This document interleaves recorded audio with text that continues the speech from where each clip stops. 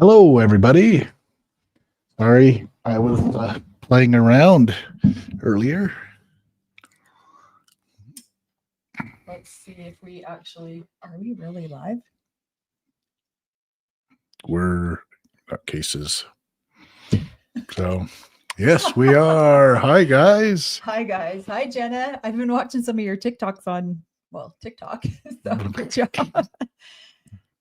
So Cory comes, I'm sitting, okay, you guys are getting us after a really long day of real estate, and I'm sitting in the office working, and he comes in and he's like, I think I just went live on this new app that we're trying to use because a lot of the other YouTubers use it. And so we're like, so he comes in, he goes, I think I accidentally just went live. And I'm like, oh, great. Well, let's go do a live really quick. I need to step away from my break or my desk for a minute anyway. So here we are. We've been wanting to go live. We've just been, real estate's been crazy. Mom's been crazy.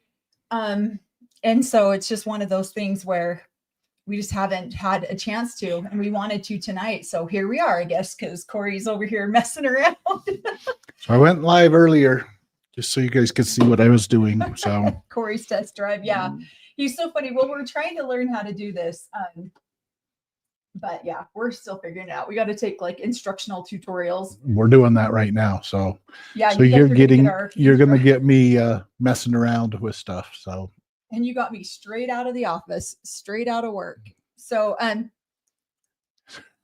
everyone's like, you guys are silly. So I'm going to get, I'm going to text my mom and tell her that we're doing a live really quick so she can jump on if she wants to.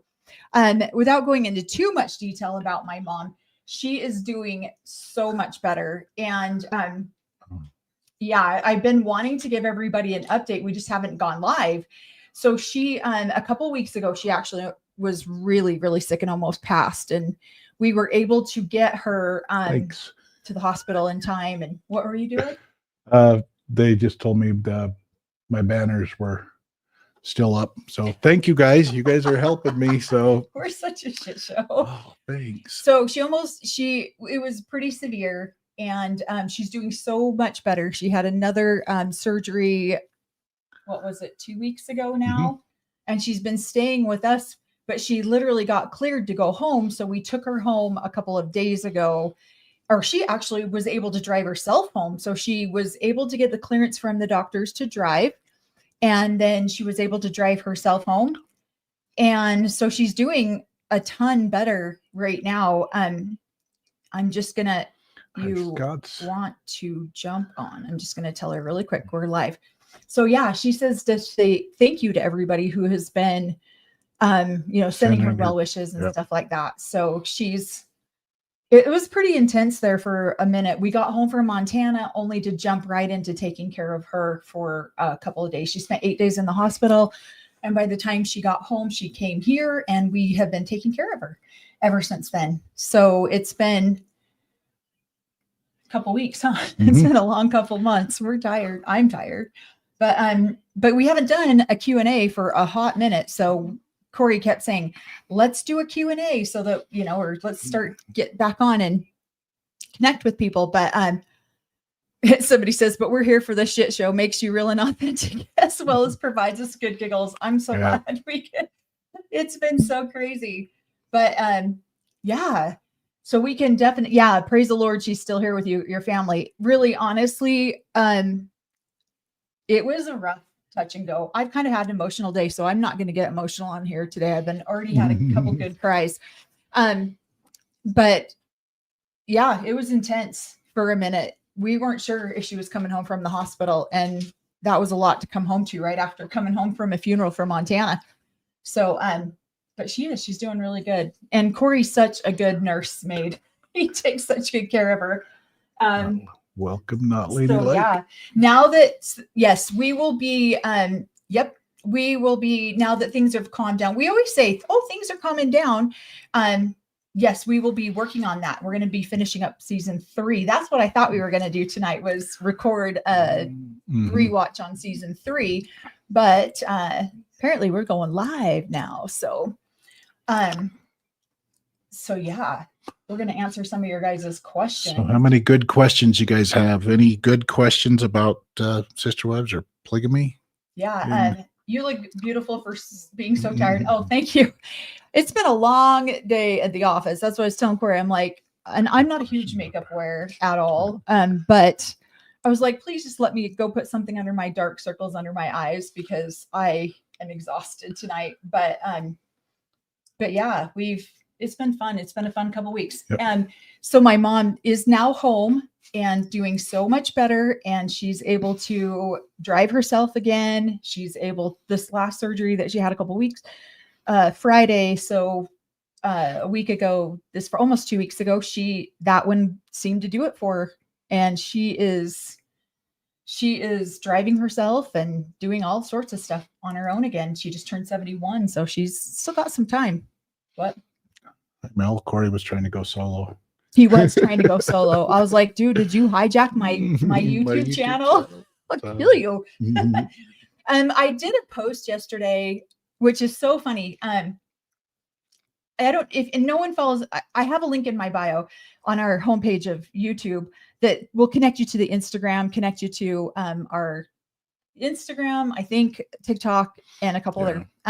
So I did a post yesterday. It's not our anniversary at all. Mm-hmm. It's actually the anniversary of the day I got divorced from my first husband.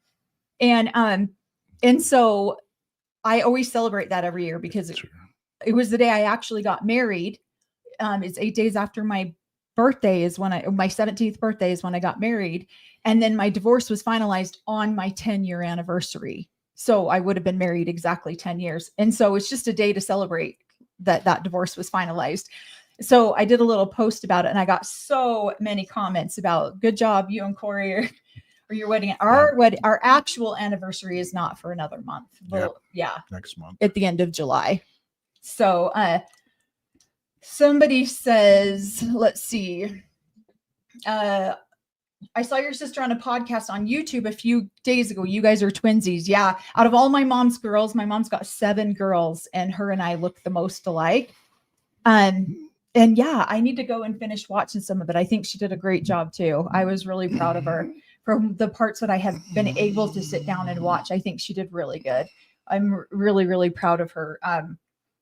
She's definitely still in the healing stages and, just coming out of a pretty bad divorce. So she needs all the love she can get. Let's see. Releasing. What are you saying? Well, any thoughts on the mainstream Mormon quietly releasing John Taylor's revelation on polygamy? It had more impact on my parents and especially my mother. She came from the mainstream Mormon church and the 8-hour, they believed in the 8-hour prophecy, 1886. And but there were some pictures of it, but everybody denied it happened. Yeah. And so, but they believed on that. So probably vindicates our parents to that finally came out, but we're not a part of the LDS church either. So. Well, we're members. We're just not active. We're not active members, but haven't been in a lot of polygamous people have been saying "told you so" for the last several days, because this is something in the AUB. This is something we actually celebrated every September on the anniversary of when this revelation was supposed to have taken place. If you're not familiar with it, it's called the 1886 Manifesto Revelation type. There's a bunch of different names, but from John Taylor, stating that polygamy would never be removed from the planet again, or from the earth again. The new and everlasting covenant of marriage would never be removed.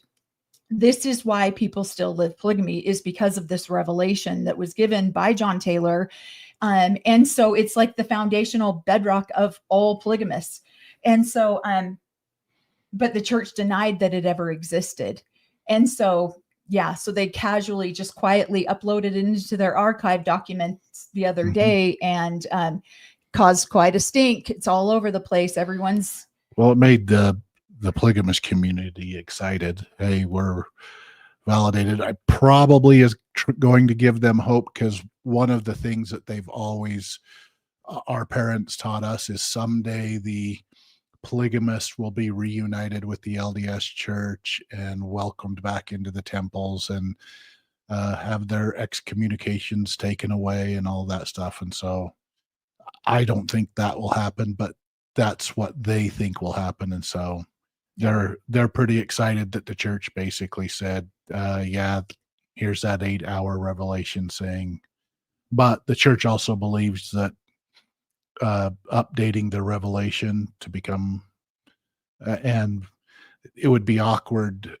having a PSR or a prophet from a polygamous community trying to come in. What, did you give him a ranking within the LDS church? I don't think they would. So yeah, I don't think it's going to happen, but we'll see. So the polygamous communities are probably pretty excited that they have this document that they can say, we've been telling you about it for years, based all of our faith on that this existed, and yeah, here it is.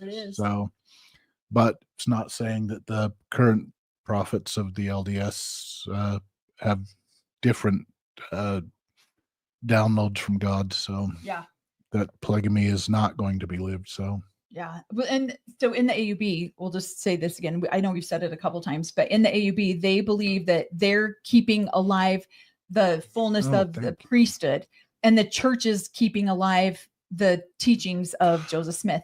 And so one day they'll be reunited together. The church, there's two kinds of priesthood.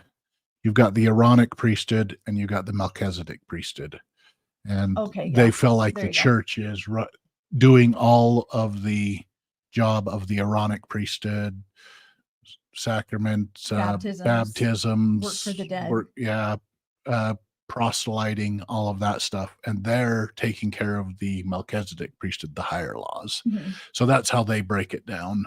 Yeah. So, just if y'all were encouraged to avoid verifying facts or church history once info is available. Oh yeah. We get a lot of corrections on our, like, people love to come into the comments and correct us on stuff. And we're like, we know we're not historians by any means. We can tell you what we were taught, but we're definitely not church historians. No, I think they're talking about where we encouraged when internet and everything came out. When I was 14 years old, I went back east on a school trip, and somebody was outside of one of the Mormon. They had a Mormon temple open to preview before they dedicated it, and only the worthy could come in. And so our school trip went through that temple to see what it looked like on the inside. And as we were coming out, there are people handing out anti-Mormon literature there, or updated information. And so we took that information. One of them gave us a book, and that book had everything about the endowment, what the temple was, what they were doing. We're reading it, and some of our leaders were telling us, that's all propaganda. You should throw that away. And we kept it. So, and that's why Cory started questioning. Yeah, that's why I started questioning. So but from reading those documents that were handed out. So whoever's handing out that stuff, thank you. Job. So thank you. Thank you, Nuna D. Ezreal. Thank you so much for that's how you do it. Okay, you guys are our test. This is a test dummy live. Thank you. Thank you so much. What's the AUB gossip on the Browns? Love the show. As far as I know that I was told by people who are recording that they are recording a season 20 and that they are doing season 20. But I don't know much more than that. We really don't follow Sister Wives unless we're watching the show and recapping it. Other than that, we never follow it outside of just watching that show. We will do the AUB, but that's all we do. Like, unless I see a TikTok or something like that. But other than that, we don't really follow that much. And I guess really the only gossip that I would get from the AUB is probably talking to my moms and stuff like that, and their opinion on it is they should have never done the show because look what it did. It destroyed the family. I'm like, no. It was that wife right there that destroyed the family. And she's like, but doing the show gave them options to get out of it, which is good. And too, like we had a wedding in Montana that we actually didn't end up going to because life has been too crazy for us. And her ex-husband, Robin's ex-husband, probably would have been at that wedding, and we missed it because we'd just been too busy, so we didn't even go. But yeah, okay. And then thank you for this one, so blessed Canadian. Thank you so much. That's love and prayers to your mom and sister for their healing. 2 more brave, strong women finding their worth. They really are. I've been really I haven't talked to my sister in a couple of weeks. I've just been so busy. I haven't made the time to sit down and talk to her. I didn't even know she was doing Cults to Consciousness until my mom let me know about it. And so, but we watched it and we were both, I watched I guess there's 2 we watched episodes. We watched the first one. I haven't made, it's been busy. So in both of our careers. So I need to sit down and do a watch of the second one. So we just haven't I haven't talked to her about it yet, but I wanted to see like how she was doing with it. I think she did really good. She talked about some hard stuff that we went through, and we went through some really hard things growing up. It was not an easy childhood by any means, and it was a rough one. So let's see. I'm going to go back and see if I can answer any. Can you believe how Cody was crying when he was talking about meeting Robin? If you could hear the commentary that we have, but I don't feel like we could put all of that. Well, we'd probably be canceled from YouTube because our potty mouths, but we watched it with my mom a couple of times while she was here. And oh my gosh, it's like, I feel like, okay, this is where we'll get more honest about it. He has to make this. I don't know if he's trying to compete with Christine and David in parts of it, if he's trying to make his love story so much grand. But I remember, we haven't again watched the show, but I remember seeing an episode where he was like, I was mildly disgusted by Robin when I first met her. She was a mom with an ex-divorcee with a minivan and had 3 kids. That wasn't attractive to me. But now he's going back and saying there was a bolt of lightning and I love her so much and blah, blah, blah. And it's like, dude, make up your mind. Which one is it? So. Well, I think he's playing a movie star. He's a movie star now. He's in his own mind. And so every movie star has to tell the deep love story. And he's realized, I think that you can see some splits, some frustration that Robin's having with Cody, and but they're on that PR campaign that no, we are so in love. We are this is everything. And this is why those other ones didn't work, because I was never this deeply in love with them. And I think it's also him begging Robin not to leave him. So that's just my opinion. I 100%. Oh, hi, little sister. Yeah, I 100% think that too. I think that he's just trying to make, how do you justify leaving that many children and that many wives and having, the sacred unions that you had, and love should be multiplied and not divided, if it's just, if it's just an average marriage. So he's got to bloom it into way better. It is the best marriage ever. It was worth us severing all those other relationships. So. Yeah. Somebody says, I hope you were closing a deal while Cory was trying to go live. I actually am trying to get somebody's mortgage done for them, a new purchase. It's a super cute couple with a super cute house. So. Let's see if I can go back up here. I want to make sure. Could you tell me how Cody plays favorites, even in a divorce? Is that typical behavior in men in the AUB? And if Cody is a good example of how men act in the AUB? Absolutely. Yes.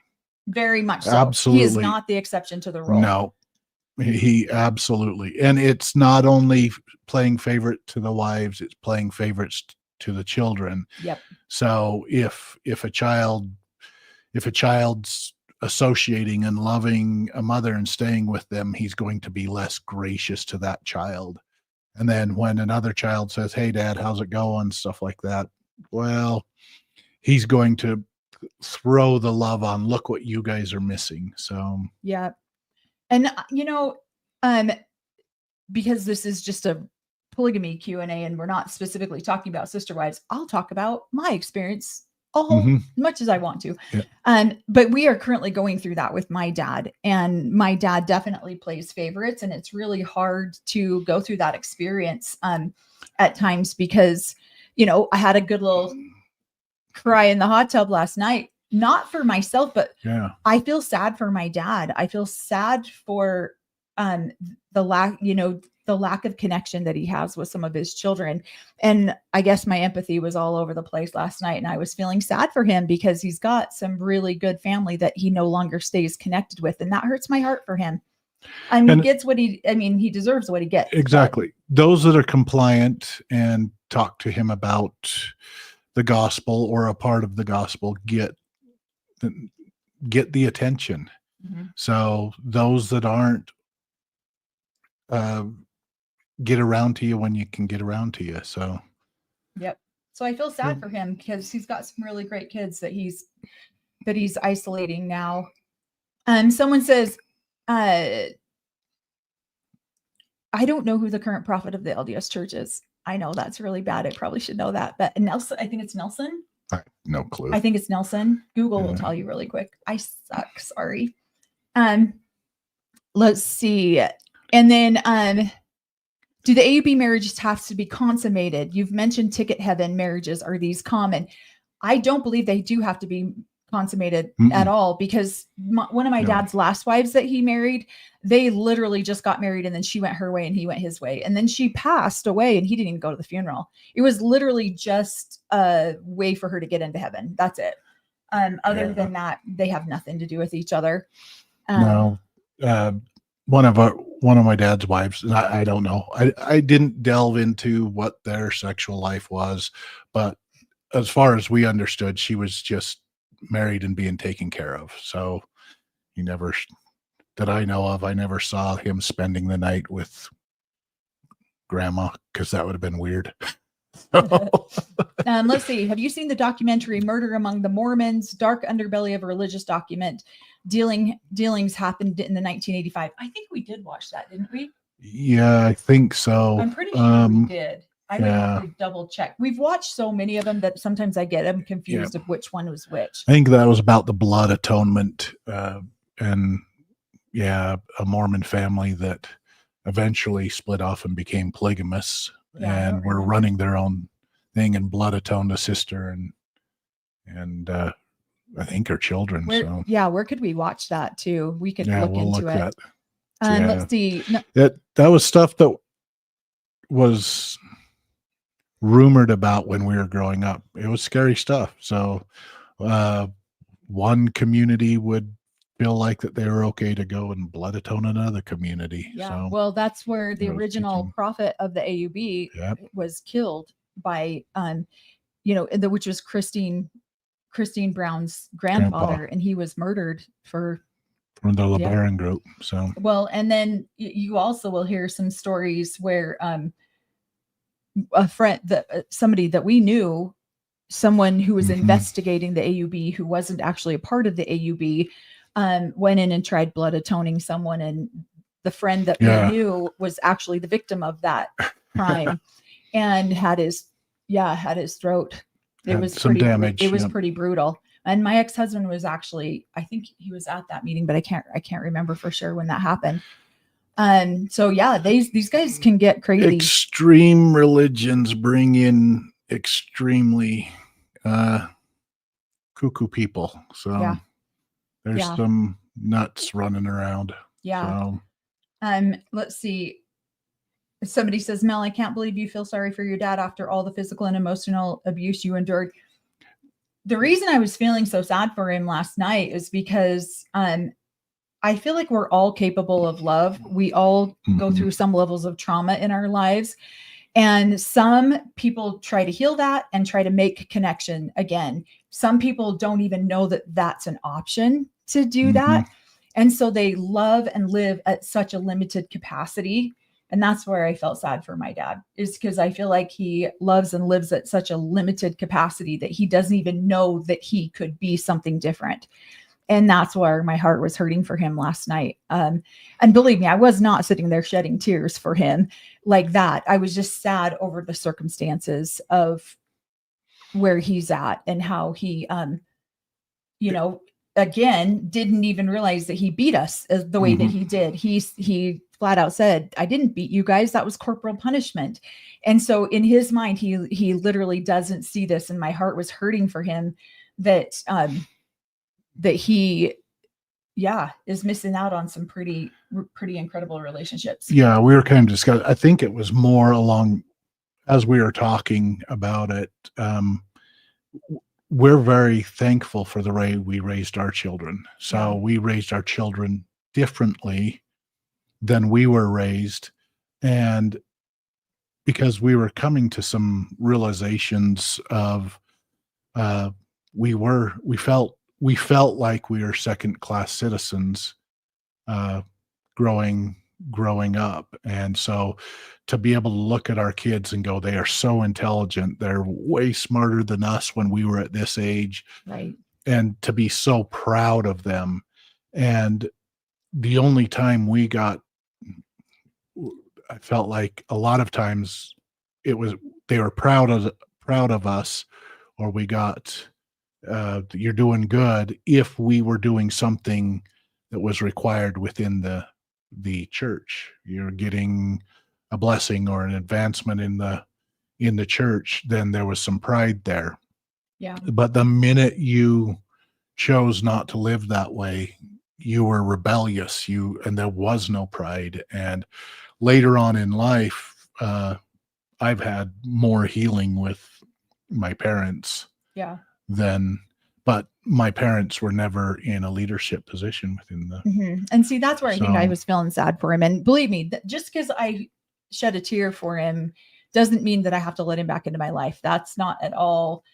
I'm not at that point where I'm like, oh, I wish my dad was in my life. I'm just sad for him. I'm sad for him because that's what I was saying to Cory, is that I feel like, we've had some very sacred, special moments between the two of us. We've had those with our children. And so, it's just kind of sad. I feel like you can have empathy for somebody who is disconnected, I guess. Well, and I can't imagine disassociating with my children because they don't believe in the same fairy tale as me. So, right.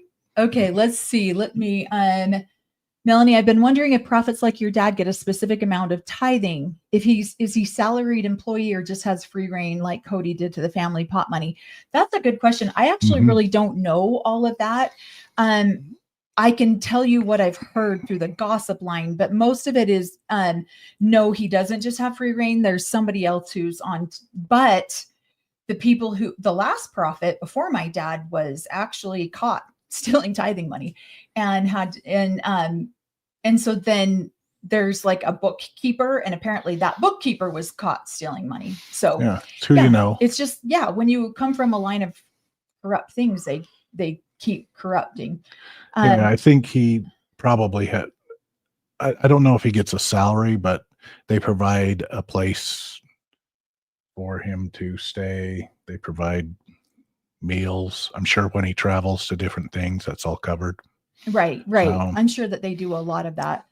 Somebody says you get to celebrate 2 Independence Days every year. Good for you. I do. I always celebrate the day that I got divorced. It was the best decision of my life. And literally when I got that divorce decree and it was stamped on my wedding anniversary, I was like, what? This is amazing. So it was a great day yesterday. I want to answer that one. Which one?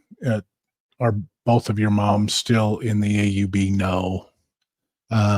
Well, they still believe in the practice but they don't necessarily have a lot of faith in the leadership.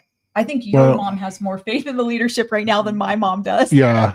So my biological mother is still a part of it. I mean, she goes to church occasionally. I've got another mother that's still a part of it too. And then I have the youngest mother left after my dad passed away and joined the LDS church. Oh, she did, huh? Yeah. Yeah. So she moved off the Pinesdale Ranch and moved away. Yeah. So let's see.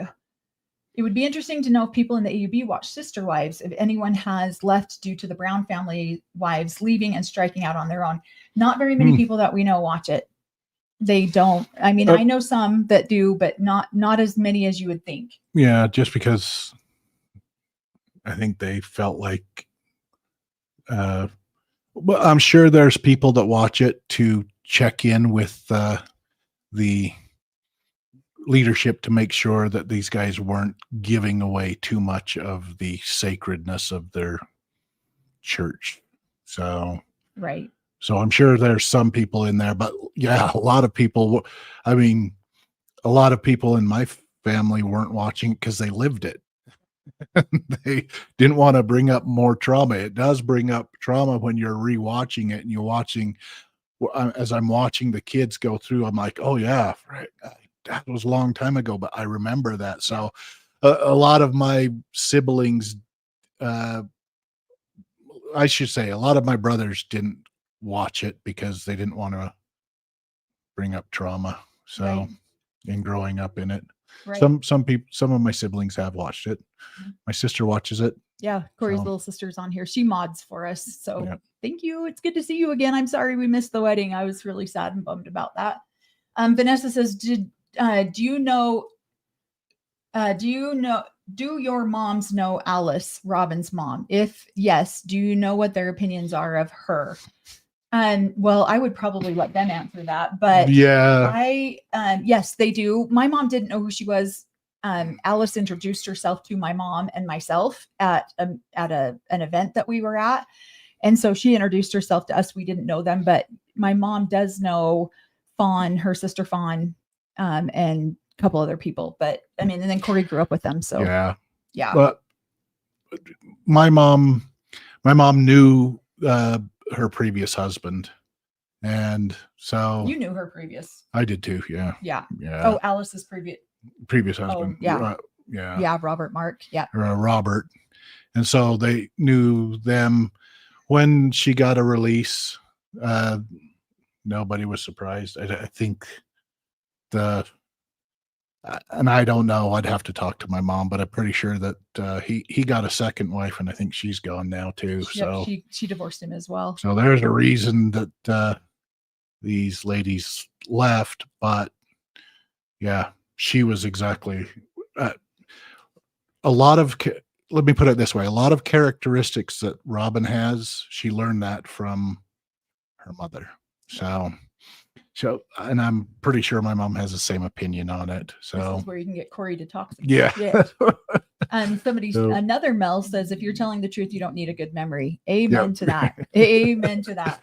So Tina, thank you so much for the super sticker. Yes. So wonderful. Just in case you're wondering, we are learning this new app. So we're just trying to have fun with it while we're trying to learn it, which is why Cory went live on accidentally.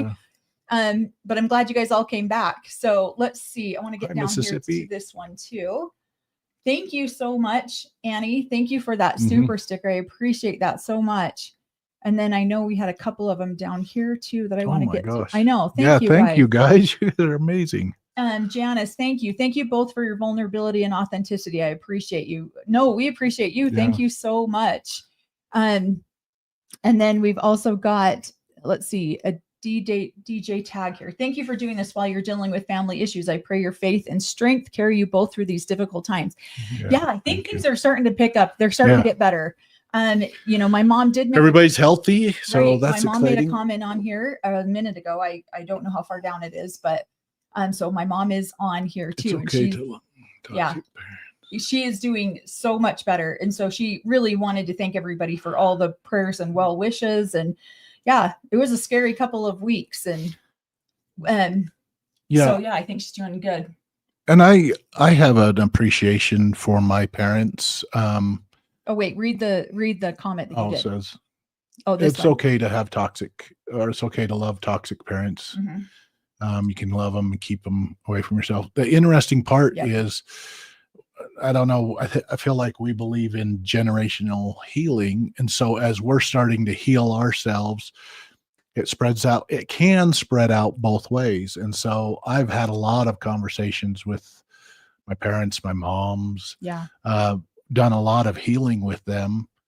and they were young parents in this hard way of living, and they were told this is the way. And it is, you've got older wives telling the younger wives how they need to discipline their children or do this or do that, and so they try those things. And of course, I was the oldest, so we got me and my brothers got tried different way of disciplining, different way of doing things.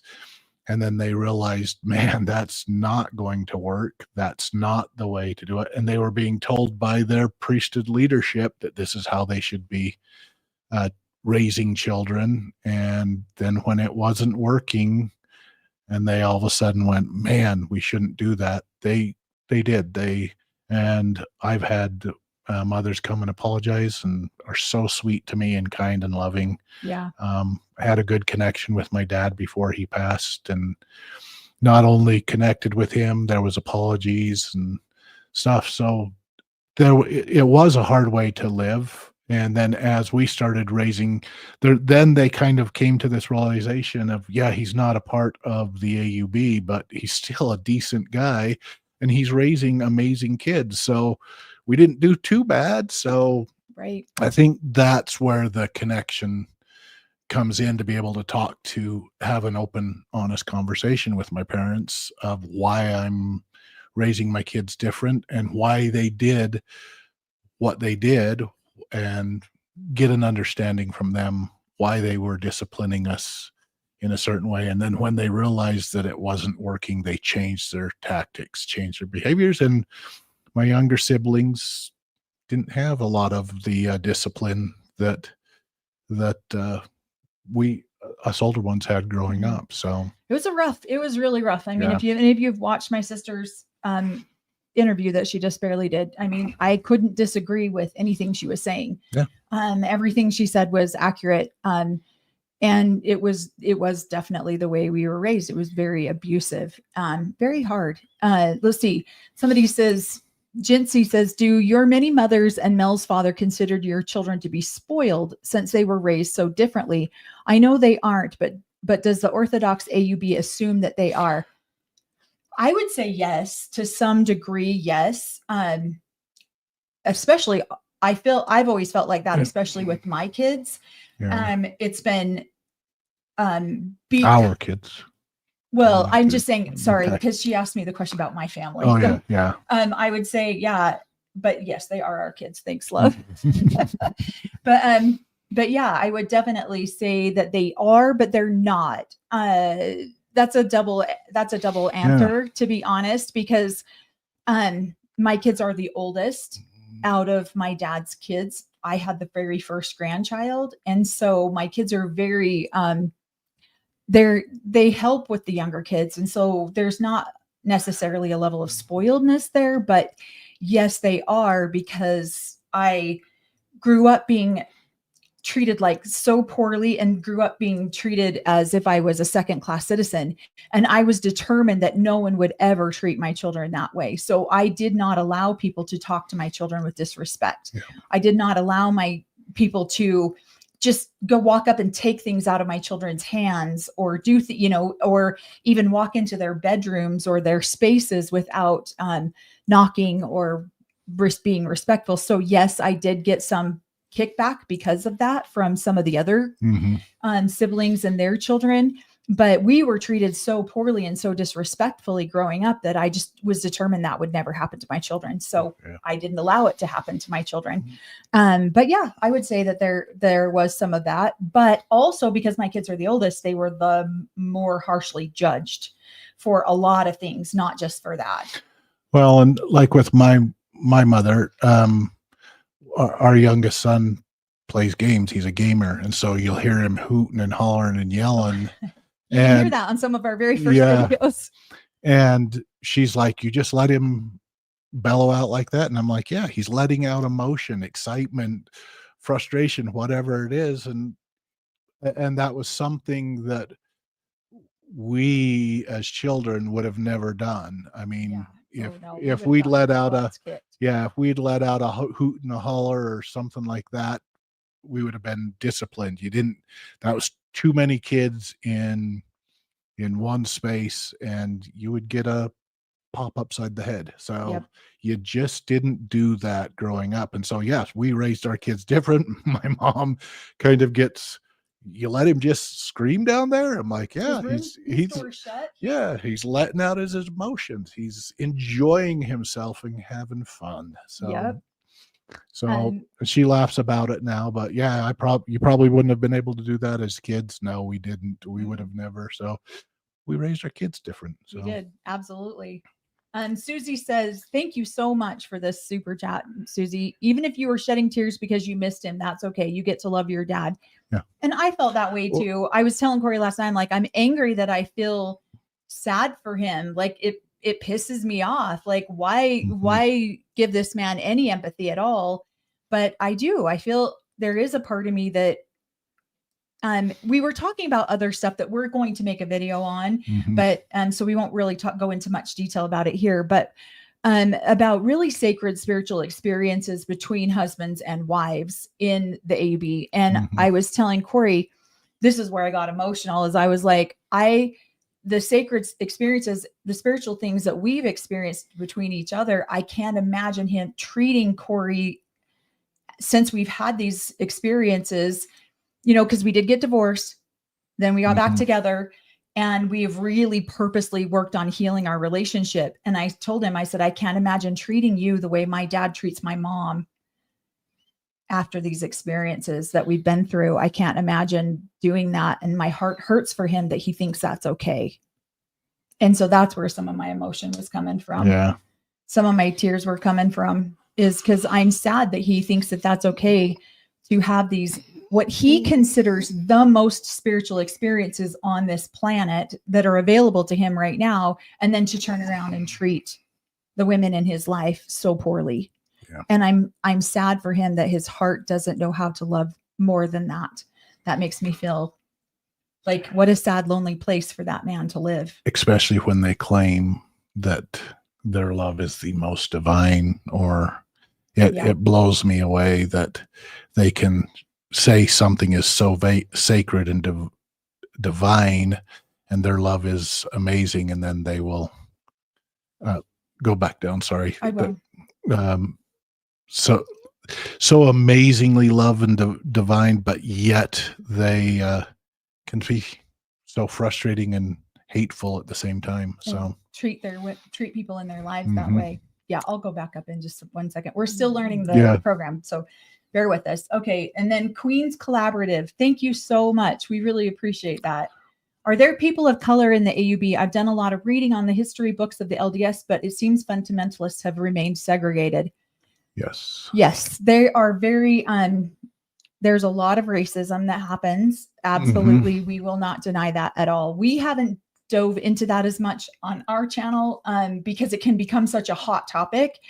And where we are new at podcasting, we were wanting to get our feet wet before we dove into some of these more hard conversations, especially getting this guy familiar with the camera and willing to, you know, relate a lot more. Yes, there's a lot of racism in the AUB. Well, it's based in their absolutely belief system at the very beginning of it, that there was a mark put upon Cain. I actually looked into, there was a mark put upon Cain, and so their dogmas are messed up. But I think it was the LDS second prophet that said that the curse of Cain was that of the dark skin. It was Brigham Young that said that? Yeah. And so because of that, then if you had dark skin, you couldn't get the priesthood. And it's up to judgment on who is giving that priesthood, because they're supposed to get inspiration, be able to put their hands on somebody's head and say, you came from the seed of, I don't even know what they called me, but from some seed of the going prophet. Into things that people sorry, understand. It's dogma. Yes, there is absolutely, if they feel like that your skin color is too dark, then you shouldn't be able to get the priesthood. There's absolutely segregation, but there is it's not only that they segregate families, different families within their group that can have, this family can have a higher priesthood than that family, but you can get a small portion of priesthood, and it is that, and that's what I would say. It's more than that. They segregate people. Yeah, it's more than skin color. It's blessings and curses, and who they feel like those blessings and curses should go to. And because there's people, my melon, that are cursed from ever holding priesthood within their community because of something that 3 ancestors ago did. So, but there are like my children, our older children are Hispanic, they're American, but they're Hispanic origin, and there were a few Japanese people in there that I did know growing up, and so there's those people. There is definitely other types of, but it just depends on who again, depends on who you are and who you're it's your genealogy. You're definitely judged on your genealogy. So. It's unfortunate, but it is there, and it does exist. And again, we haven't dug deep into that. We will in the future, now that we're getting more we're getting more familiar, more comfortable, a little bit more comfortable with the microphone in our hand. But it's just it's sad, and it hurts my heart for some of the people who do want to be a part of something like that, and then they're just not allowed to for circumstances outside of their own control. And so it's really sad. But there is a temple in Mexico from the AUB. So they are, there's a huge Hispanic population in the AUB. And it's sad too, because it's the same thing. You get raised up in a community like this. You're told this is the only way you get into heaven. And then, oh shoot, we did a ancestry thing, and because of who your ancestors are, you don't get all, and we can't marry you. Nobody wants to marry you within the family. So stupid, what is it? Ancestry.com goes in and starts plugging everybody in. Or what is the one where 23andMe? Stupid Ancestry.com. Found I know my aunt did help. His aunt was one of the founders of Ancestry.com. And they did she passed away not quite 10 years ago, 9 years ago. And they did a very sweet tribute to her on Ancestry.com. It might still be on there. We'd have to go check. But okay. So this one, thanks for the question, Nicole, because this is going to make Cory's head ginormous. I just joined the live, so I apologize if this was asked. Cory, did you see the post about you? I'm assuming you're talking about the Reddit post. You were looking for negative posts, so someone tried, but no one could come up with anything bad about you. I love you guys. You guys were awesome. It did. It blew my head up. I was trying to get on there, create a thing, and get on there and see if I could join the Cory Hayton Club, and do a whole Monty Python skit on it. So. Do you love, can I join your group? You'd have to really hate Cory. I do. How much? Oh my God. A lot. So of course it was sent to all of our children. Because the only reason I even got on Reddit in the first place is because my soon-to-be daughter-in-law is a huge Reddit fan, and she's on there all the time, and she follows some of the Sister Wives stuff. And she's like, oh my gosh, Melanie, you should get on here and do a Sister Wives and do an AMA, Ask Me Anything. So I was like, oh, okay, sure. So that's the only reason I even joined Reddit. And of course I went with, I believe my username was like, it wasn't Notes to Self, but I think it was just Notes 444. I've since completely stopped using that. So that was the only reason I even went on Reddit. I didn't know anything about it. So I did this AMA. I got like 1,200 questions or some stupid amount. It literally took me 2 solid days of answering questions. But this guy over here, my mom very much appreciated that post because she laughed her butt off because I started reading some of the comments out loud and his head starts like he can't even hold himself up. And my mom's sitting over there on the couch laughing her butt off. Well, I got super busy. I got up in the morning and went and showed houses all day long. And when I came home, she's like, "You're so dumb.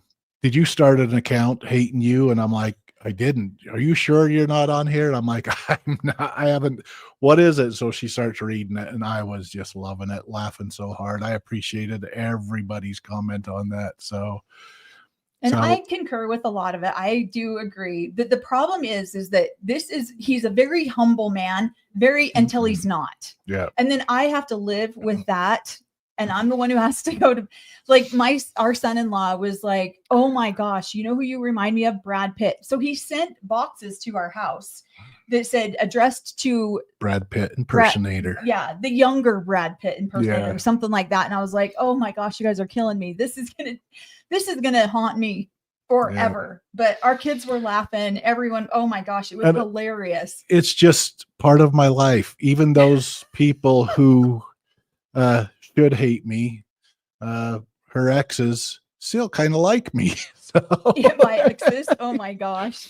All of her exes should hate me or everything, but man, I want to hate that guy so bad, but he is a nice guy. Doggone Why does he have to be so damn nice? Yeah, so I found it hilarious that I had a haters hate Cory thing on Reddit. I loved it. I was giggling. I will get on there. I just have been so busy in the last week. So I'll get on there and do some comments on there. The funny part about it too is like he actually it kind of got serious for a while at our office because he's so nice to everybody, right? And he's like, "What can I do to help you? How can I help you?" So we had somebody actually careful. I won't go into too much detail, but he had a woman who actually took him very serious and thought That's that a nice guy. He was hitting on her. And so it became a thing in the office, and she eventually ended up getting let go. It hurt. Like Cory was like, "What in the heck?" And my sister-in-law at the time, she's like, "It's because you're such an effing nice guy, Cory. Stop being so damn nice." And so it gets that's the only time that's ever been taken too far where somebody's been like, "No, he's leaving his wife for me." And he's like, "What?" And I'm like, "Okay." So we had a good laugh about that one, but that forever changed Cory in the way he like. I'm less nice. You're still nice, but yeah. Okay, let's see if we can get. I know we got a couple more of these. Let's go down here. Yes, thanks, guys. Let's see. Don't forget to hit the thumbs up. Somebody says, "So thankful for this live chat. My mind is on real world stuff right now." Mine has been too, Tracy. I understand that. I've been feeling all of the feels yesterday and today.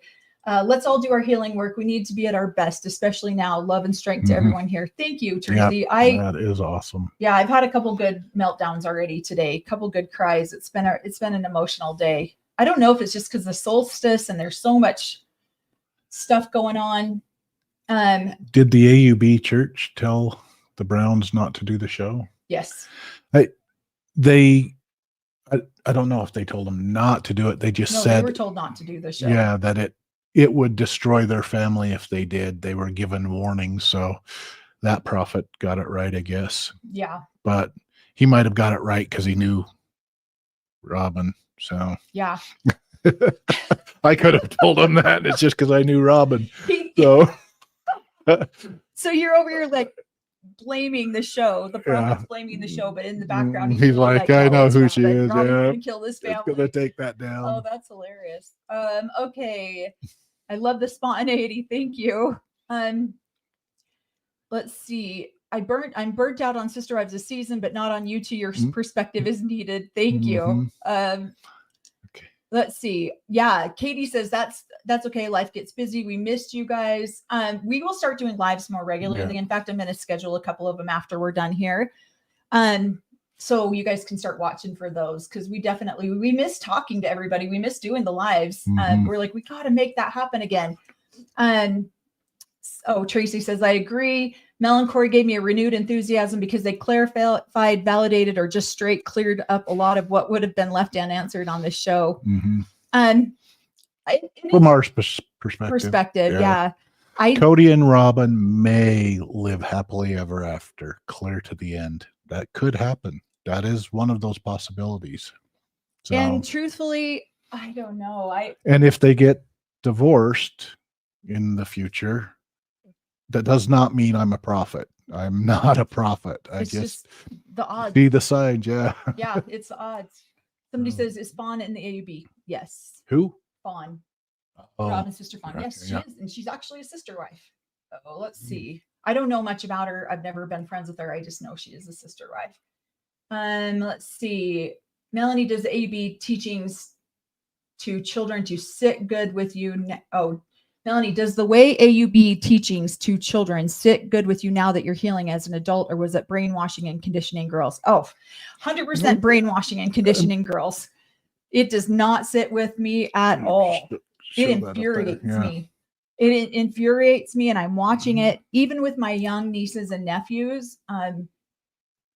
Yeah, I have to be careful because I don't want to step on their parents' toes, but when they come to me and they say something, if they're underage, if they're over, we just ask some questions. It's hard. How did you feel about that? Did that sit right with you? Things like that. So yeah. No, it infuriates us. Yeah. To see, it's interesting to watch our parents kind of raise us and then change over time. And then some of my siblings go, oh, the way they did that at the very beginning, let's try that. And well, why don't you talk to your parents and see if that worked? It didn't work. So, and okay, this is another thing we were talking about last night. The hot tub is like, water is therapy for me. So whenever I'm feeling too overwhelmed, then we'll just sit in the hot tub and just talk for a long time. And so that's what we were doing last night. I was feeling quite overwhelmed with life. And we were talking about that.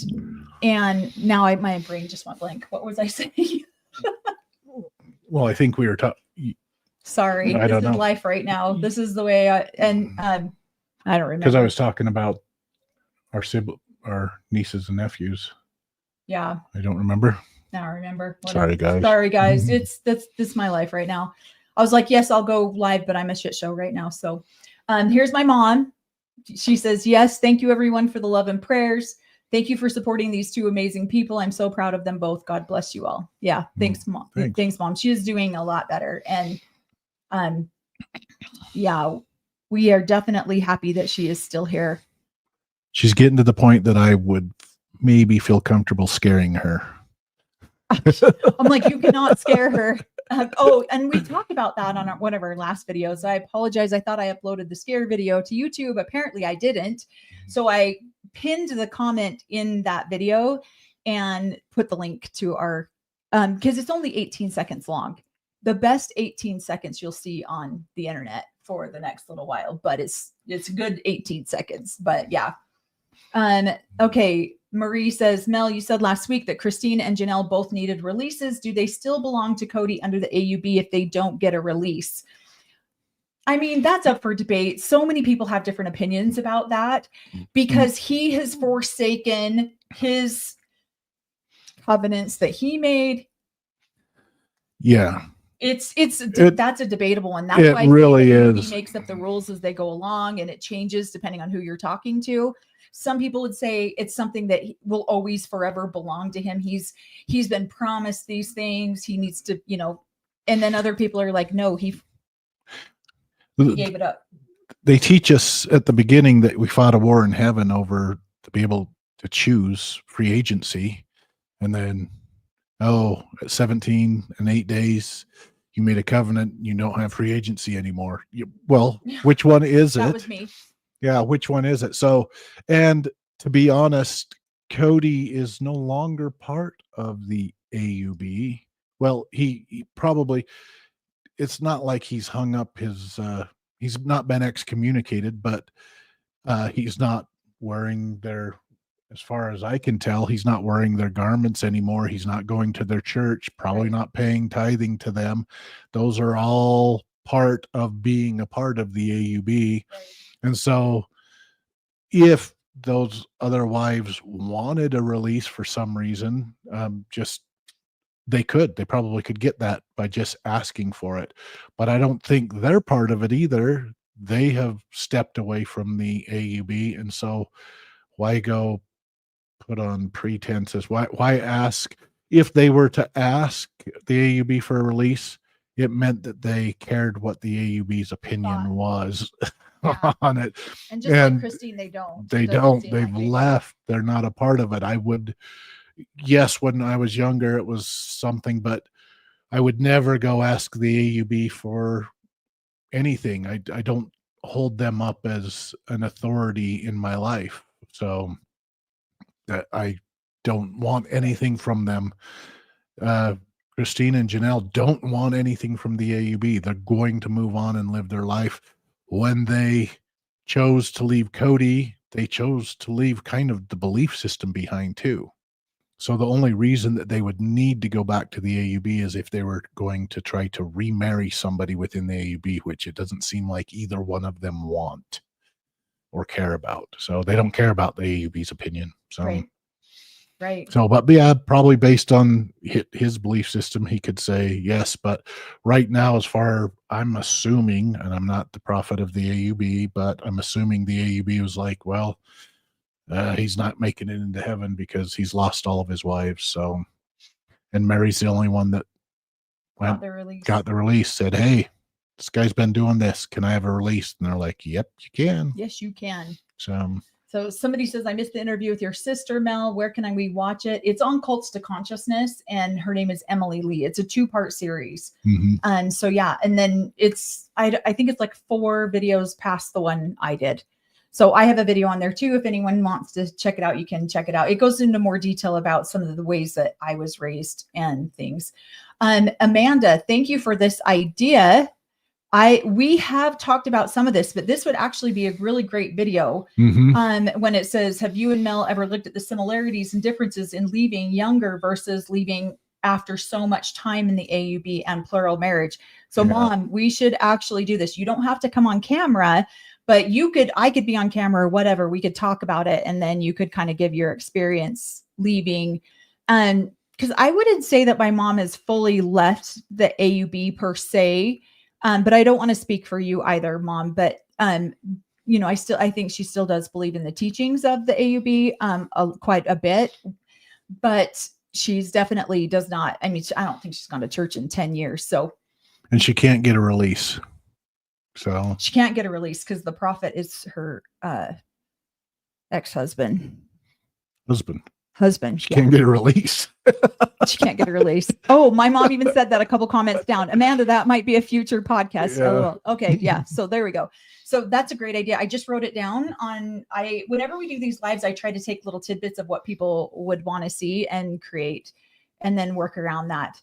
Because that would actually be fun to do because I'm curious, like how things are different. Because that was hard to leave. I was 25. And it was really hard. Like the first time I left, I was 22. And then I thought God was punishing me. And so I ran back and went through the repentance process, was rebaptized, had my garments put back on me, wore them again for a couple of years. It's not an easy thing to do when you're trying to break away. And then at 25, I left for good and never went back. But it was hard. So easier for me. They just said, get behind me, Satan. Oh my God. And I was gone. We got to catch up. We're so far behind here. Yeah, Michelle, thank you. It says, I found peace when I realized I could love my dad and it's okay not to like him. That's how I feel. That's how I was feeling last night. I was really having a moment. Let's see if I can get through some of these. Thank you so much, Kathy. Melanie and Cory, congrats on the 14.3 subs. I know our channel is growing so fast and we really, really appreciate that. You guys have been so supportive. Yeah. And if you haven't subscribed, feel free to. Well, so everybody giving us shout outs too on that. It's you and hating on me. It's you public. It's you attention seeking. Yeah. That was awesome. That was. I appreciate you guys putting some hate on me. I loved it. And thank you, Tea Party. Thank you so much for that super chat. We appreciate that. Awesome. We're going to try to get caught up here a little bit. Let's see. Also, the LGBTQ is segregated. Yes, very much so. Very, very much so. We know quite a few people who have come out of the AUB that belong to the LGBTQ. What's sad too is that people will literally live their entire lives in like a level of deception to themselves and to their families. And we literally know people personally that we loved and adored growing up, and we still do, that got married and then went, what are we doing? That got their excommunication papers too. And that's the sad part, because then when they come out and they're being honest, then they get excommunicated. Yeah. And so it's been, And I'm just going to do a shout out because I have a couple people in my life that I grew up with that is part of the LGBT, and they have had longer relationships than most of the people within the AUB, and even those of us that have left. They're way better at keeping a relationship together. They're more loving. So we've even said that. I know. That the people that their partners are amazing, and they're amazing, and we've been sad to see the way that they've been treated. It's been heartbreaking to see the way they've been treated. Let's see. Melanie and Cory, does the AUB number the men like the FLDS does? If so, how do they get a number? So I believe the numbering system is part of the order. It's the order is the Kingston group here in Utah. I don't believe the FLDS do it, but I don't know. I could be wrong. They don't do that in AUB. Nope. That we know of. That we're aware of. Yeah. Nope. At least they didn't back in the day when I was still there too. Is it common for the children to stay in the AUB when their mothers leave, like Christine did? Yes. And then it's very common for the children to eventually wake up. Well, I mean, sometimes. To isolate their parent that left. Oh, yeah. And not talk to their parent. What's interesting, I found in the AUB, and you might have I don't know, because you were in Montana. To me, it seems like when the parent leaves, the child is more harsh towards that parent for leaving, and they will isolate that parent more than if a child leaves. The parents of the AUB don't tend to isolate that child as much. At least that's been my experience. And the self-righteousness of some of these children towards their parents has been shocking to watch. Because, and maybe there's a level of, they feel deceived, maybe the children do, because of the way that their parents raised them to be this way, and now they're not this way. The parents have chosen to be out of it. And so maybe the kids are feeling a little bit of resentment towards that. I don't know. But the kids, I think, have been a lot more harsh towards parents. Let's see. Melanie, my kids are Cuban American. Do your kids get judged by being Hispanic? No, they would get, whoever judged them would get their butt kicked by this lady. So I have never experienced that. My kids have never expressed that they've experienced that. I wouldn't tolerate that in any way. So I don't think that they have. I don't know. Yeah, I would have to ask my kids again now, but growing up. Heck no, their grandfather is the prophet. They're treated very well. Yeah, no. And because my dad loves the Hispanic people so much, he has a very, very fondness for them. And so, they would definitely not. They definitely have not expressed that to me if they've ever experienced that. Okay. Thank you so much for the super chat. Can you explain what blue blood polygamist is and if that is valid? Yes.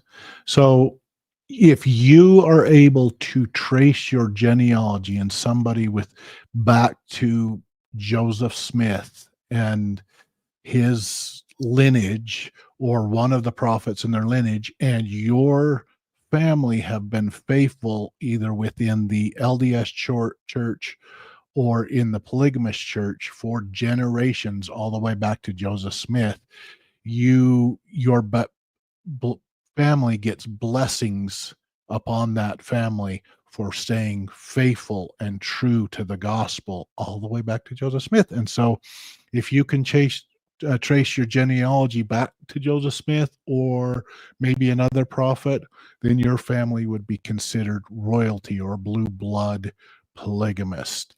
If your family, my mom was part of the LDS church, my dad was not, our family was not considered we were new bloods. Mine was New too. bloods We or were too. blue bloods. So yeah. We Or were too. blue bloods. So yeah. Yeah. So And we were too. But what's funny that my mom told me recently is that when my dad became a polygamist, I believe he was 19, and my mom was maybe he was 20. He was the youngest polygamist in the Allred group. And he wore that as a badge of honor, which kind of gave him some status, like blue blood status, because he was a convert. And okay. yeah. And so because he was a convert into it, he didn't get that blue blood status for that reason. But because he became the youngest, like, I don't know if you'd even call it functioning, because I don't think they were functioning. Well, polygamist, then he held that as his kind of badge of. and then his stepdad was a prophet, so that might have been. And then my grandma win-win. did marry the prophet, so he definitely did get some of that. So yeah, it is definitely a thing. Yeah, yeah. It's more important to some people than it is to others. It was never important to me. I never really looked at it like that. So when Cody said that on Sister Wives, Christine is born of royalty, I was like, you're so full of crap. Who talks like that? Who says that? Nobody says that. Who said she was royalty? And so, well, now you're royalty. Well, I am a pretty big deal. Yeah. I mean, I hope people know who my dad is. I'm married up twice. You did. Oh my gosh. You did. Okay, thank you, Kathy. Cory's nominated for the best hubby. That is not like King Curls. Yeah, King Curls didn't set the bar very high. No, he didn't. So yeah, it doesn't take much to be a better human being. Yeah. So okay. Thank you, Marie. It says, Mel, you said last week that Christine and Janelle both need releases. Do they still belong to Cody under the AUB if they don't get a release? Didn't we already answer that one? I think we answered one similar, but okay. I could be wrong. Technically, and again, this goes back, I hate not giving you guys a solid answer, but it really just depends on who's in charge at that moment and who you ask. Based on their dogmatic belief, yes, that's a possibility. They would be dragged kicking and screaming into his kingdom in heaven. So yeah, probably wouldn't be very peaceful. So yeah. How many fundamentalists do you sell houses to? That's funny. Or houses do you sell? Quite a few. Yeah, quite a few. I would say that's a majority of our clientele. Yeah, so they're looking for a house with Browns. 2 kitchens and stuff like that. We've helped some of the Browns buy their homes. Yep. So yeah, we were hoping to help Christine. We're actually glad that we didn't end up helping Christine, because we probably wouldn't have been able to talk about anything on our channel, and our channel wasn't a thing. I was just doing it by myself when she started buying, and she was actually just in the looking process, and then she met David. And David already had a realtor that he used. And so that's why we didn't end up working with them. But yeah. And I do help quite a few. And it's because if they're buying outside of the communities, so if they're buying inside the community where they're building in the community on their property, then there's no need for a realtor, because they're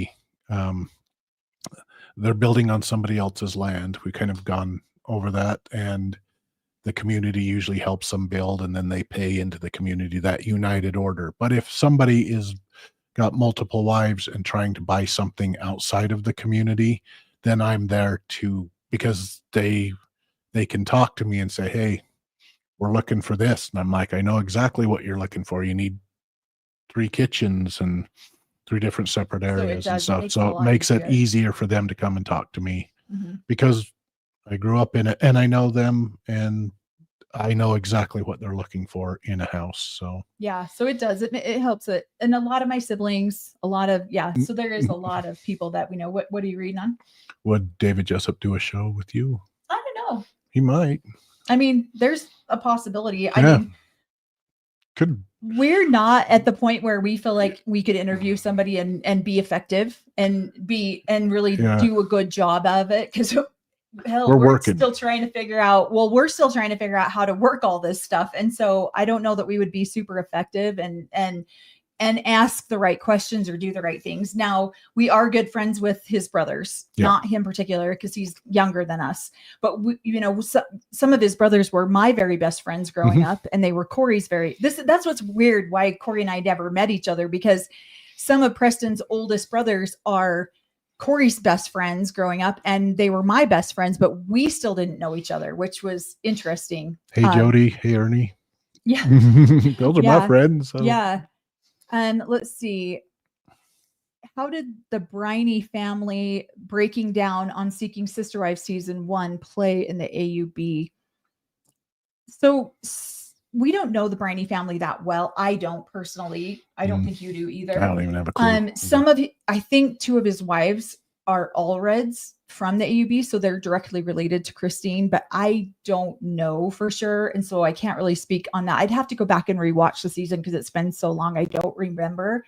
That would be Drew, April, and the 2 other wives. Yeah. So April, I know April left him. She's not with him anymore. And then the 2 other wives, I believe, are Allreds. But I'm not sure. I'd have to go back and watch. I'm sorry. My mom said, don't you dare scare her. That's how far back behind we are. We got to catch up a little bit. Thank you for saying your shit show right now is a fellow shit show at the moment who needs water therapy to release. Currently can't do a medical test. I relate. Yeah, I needed that last night. We'll probably go do it again tonight. I'm drinking electrolytes today, just trying to rehydrate. Yeah, just because I'm pretty much cut alcohol out for a minute, and I am prophet adjacent. Yeah, just trying to figure stuff out. Okay, let's see. Trying to catch up here. We got to scroll down here. Let's see if I can catch up. It would not be heaven. No, it would not be heaven. That's what's going to be so stinking funny. They're all going to get up into their kingdoms in heaven, and I'm going to be up there hanging out with them, and they're like, what happened? How did you make it up here to heaven? I'll be like, sorry, guys, this is my hell. You guys cursed me to hell. I'm hanging out with you guys in the afterlife because this is my hell. Sorry. So, yeah. All the same place. Somebody says, nothing against your dad being alive, but can your mom perhaps get a release if he dies before her? Probably by the next prophet. If so, she needs to get stubborn and stay around. I agree, Mom. You need to get stubborn and stay around. And that would be funny. But I don't know that they would do it, because if he wouldn't do it while he was alive, I don't know that somebody would do it after he passed. Yeah, you're messing with his after kingdom. Yeah. So. Yeah. Somebody says, why has Cody not been excommunicated? People have been for so much less. I personally think it's just because they walked away. And so they don't really care. They only really want to excommunicate people who care. And because then it's like, what will you do to get back in? Yeah. How many hoops will you jump through? How much tithing will you pay? There you go, babe. There it is. And so it's like, that's why, if you don't care and you're just walking away, why waste the time? Yeah. Yeah. So it's a way to, it's the carrot that they're dangling. So, right. And they're not going to spend the time, if somebody just left and is gone, they're not going to sit down and work up the paperwork to send them a letter. So. Right. And so they don't really care if you don't care. They just let you go. Somebody says David Jessup cannot speak. He signed an NDA and his condition is probably doesn't give a crap anymore. Yeah. I would think that after the youngest turned 18, then he doesn't care. I mean, I can't imagine that the NDA would go past her 18th birthday, but who knows? I mean, I know nothing about that. I literally don't. That's why Ernie, have him write a book. That would be good. I would, that'd be hilarious. Tell him to write a book. That would be a tell-all book. So yeah. Somebody says, why was Cody so upset that his wives left him when he said he didn't want a relationship with them? Ego. And that's my personal opinion. It's straight up ego. Yeah. He doesn't want to be, on one hand, he says, I can't leave them. They have to leave me. Which isn't always true, by the way. Yes, it's not as common for a man to be able to leave the woman as it is for the woman to leave the man, but it does happen.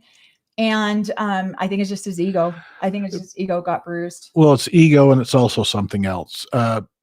he basically, oh gosh, here we go. well, he created a,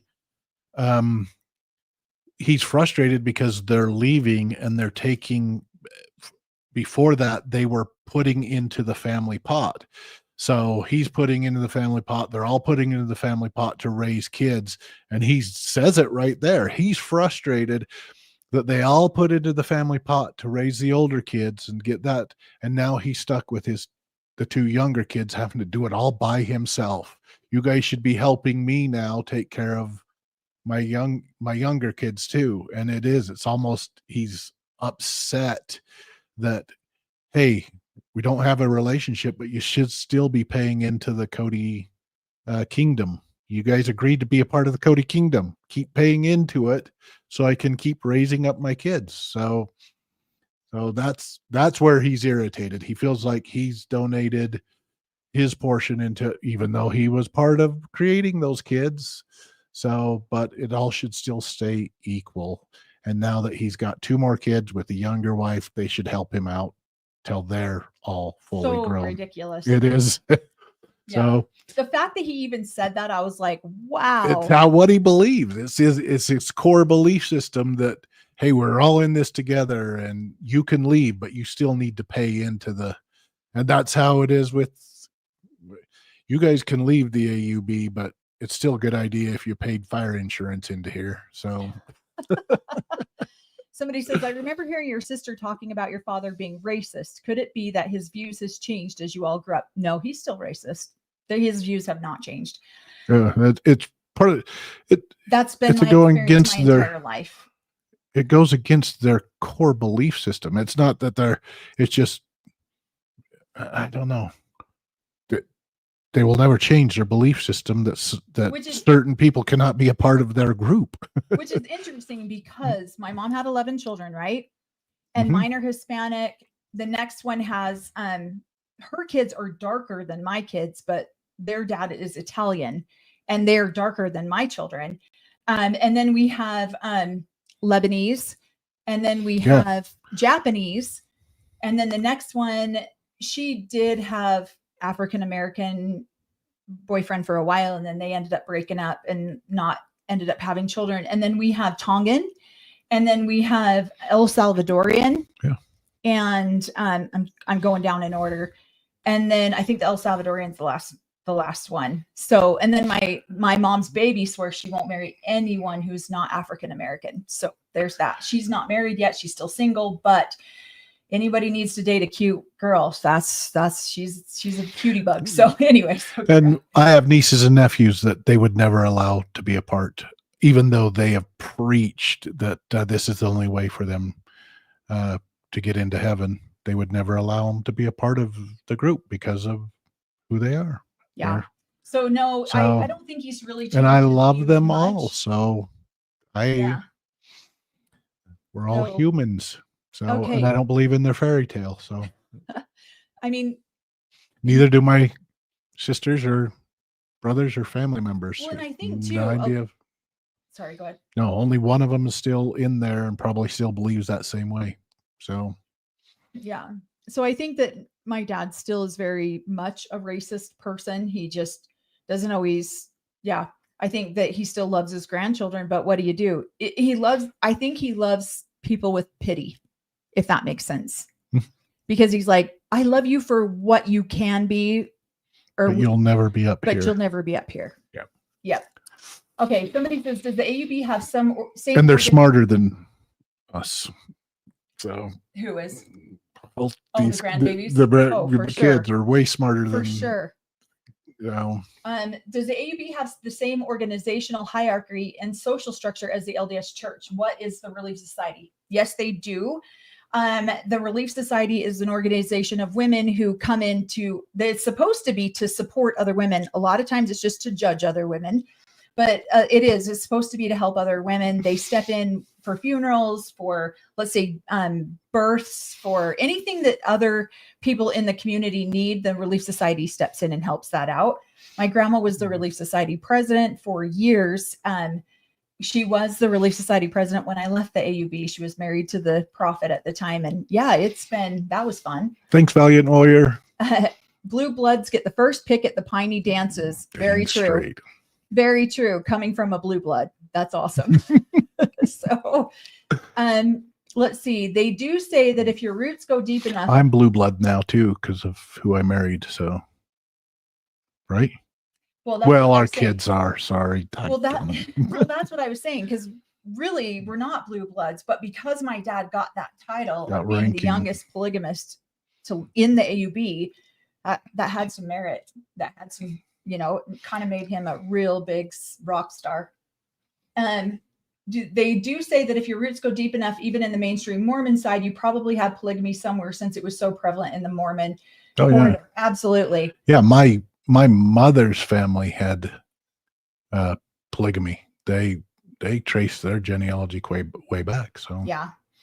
The Adamses. Sorry, I probably shouldn't do that. But yeah, they're and the Mimmets. They all have family. Mm-hmm. Way back. And so Marge says it's surprising that a convert can become a prophet. So my dad's always been in leadership. His best friend growing up was Rulon Allred's son. And so when my dad, they were good friends from the time they were really young. And so my dad had a one-in with Rulon, if you want to say. And so and then of course it helped that my grandma married. So Rulon was the first prophet. Owen Allred was the second prophet. And then my grandma married Owen. So my dad's mother divorced my grandpa and then stayed single for a little over 10 years.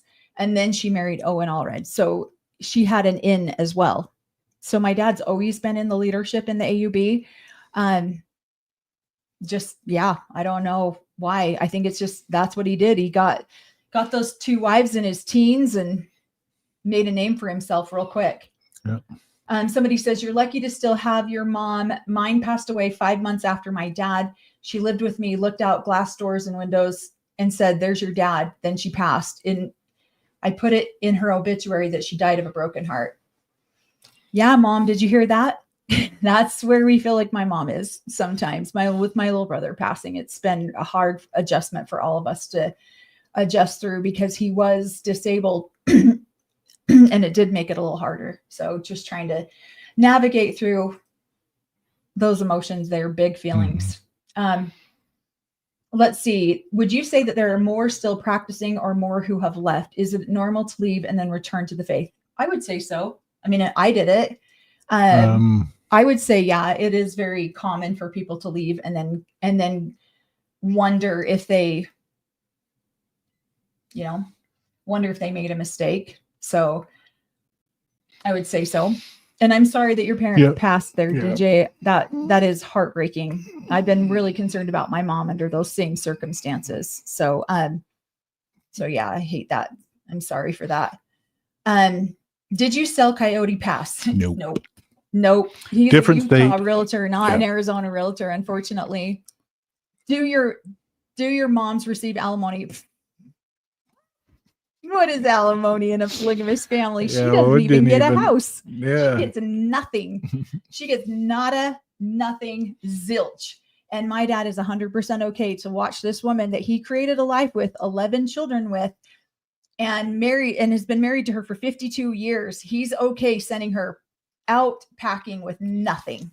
There's some of my, there you go. There's some of my sarcasm. Yeah. No, these men don't care. Those are big words for polygamous gals. So alimony. What's alimony? What's alimony? So no, it's not. That is not common at all. That's why I'm saying Cody is not the exception. He's going to do whatever he can to secure the financial benefits for him and his loyal, faithful wife. And anyone else who chooses to leave, get out into the world and figure out your own way. I don't care that you donated or that you helped out the family for 50 years. Get out if you can't be loyal and faithful. They all think this. They all act this way. It's very common. And let's see. Do any of your family members who are still in the AUB accept you both after being so open about your thoughts and experiences? If they don't, we don't know, because we just talk to them anyways. Yeah. I just go up and give them a hug anyway. How you doing? We don't give them a chance to be rude if they are. Yeah. So they might not like what I say or and if disagree, are, but yeah. they're not going to talk to an excommunicated brother about the gospel or that I got it wrong. So they're living and if it. they are upset, we walk away, man, they look like they're having a bad day. They need some, and then Cory goes, they need an extra hug. And then Cory will run right up and give them a hug. Yeah. I was looking on Reddit for them. They didn't say anything. So on that hate group thing. So. Oh, this is a good question. If your mom joined the mainstream LDS church, could they give her a release from your dad? They wouldn't give her a release because they don't recognize that my dad has any authority. That's where I felt like you were going to come in with Cartman. It doesn't respect my authority. Yeah. No, they don't respect his authority. They don't believe that he has any level of authority. The only people who believe he has authority are the people who follow him. The rest of the world. That's why I think it's funny when people ask us questions like this, because I'm like, well, that would be true in a make-believe world, but we don't live in a make-believe world. And that's where that's where they think they get their authority. Nobody. I'm sitting stunned here that you know who Cartman is. I know. I've never Wow. I've never seen an episode of South Park ever. Yeah. I'm blown away. That is awesome. Yeah. He wore that. Respect my authority. Yeah, my little brother, who is actually a polygamist with 3 wives, showed up at a Halloween party at our house with that hat on. Yeah. And all night long, that's all he could say. So that's the only reason. So I am just blown away.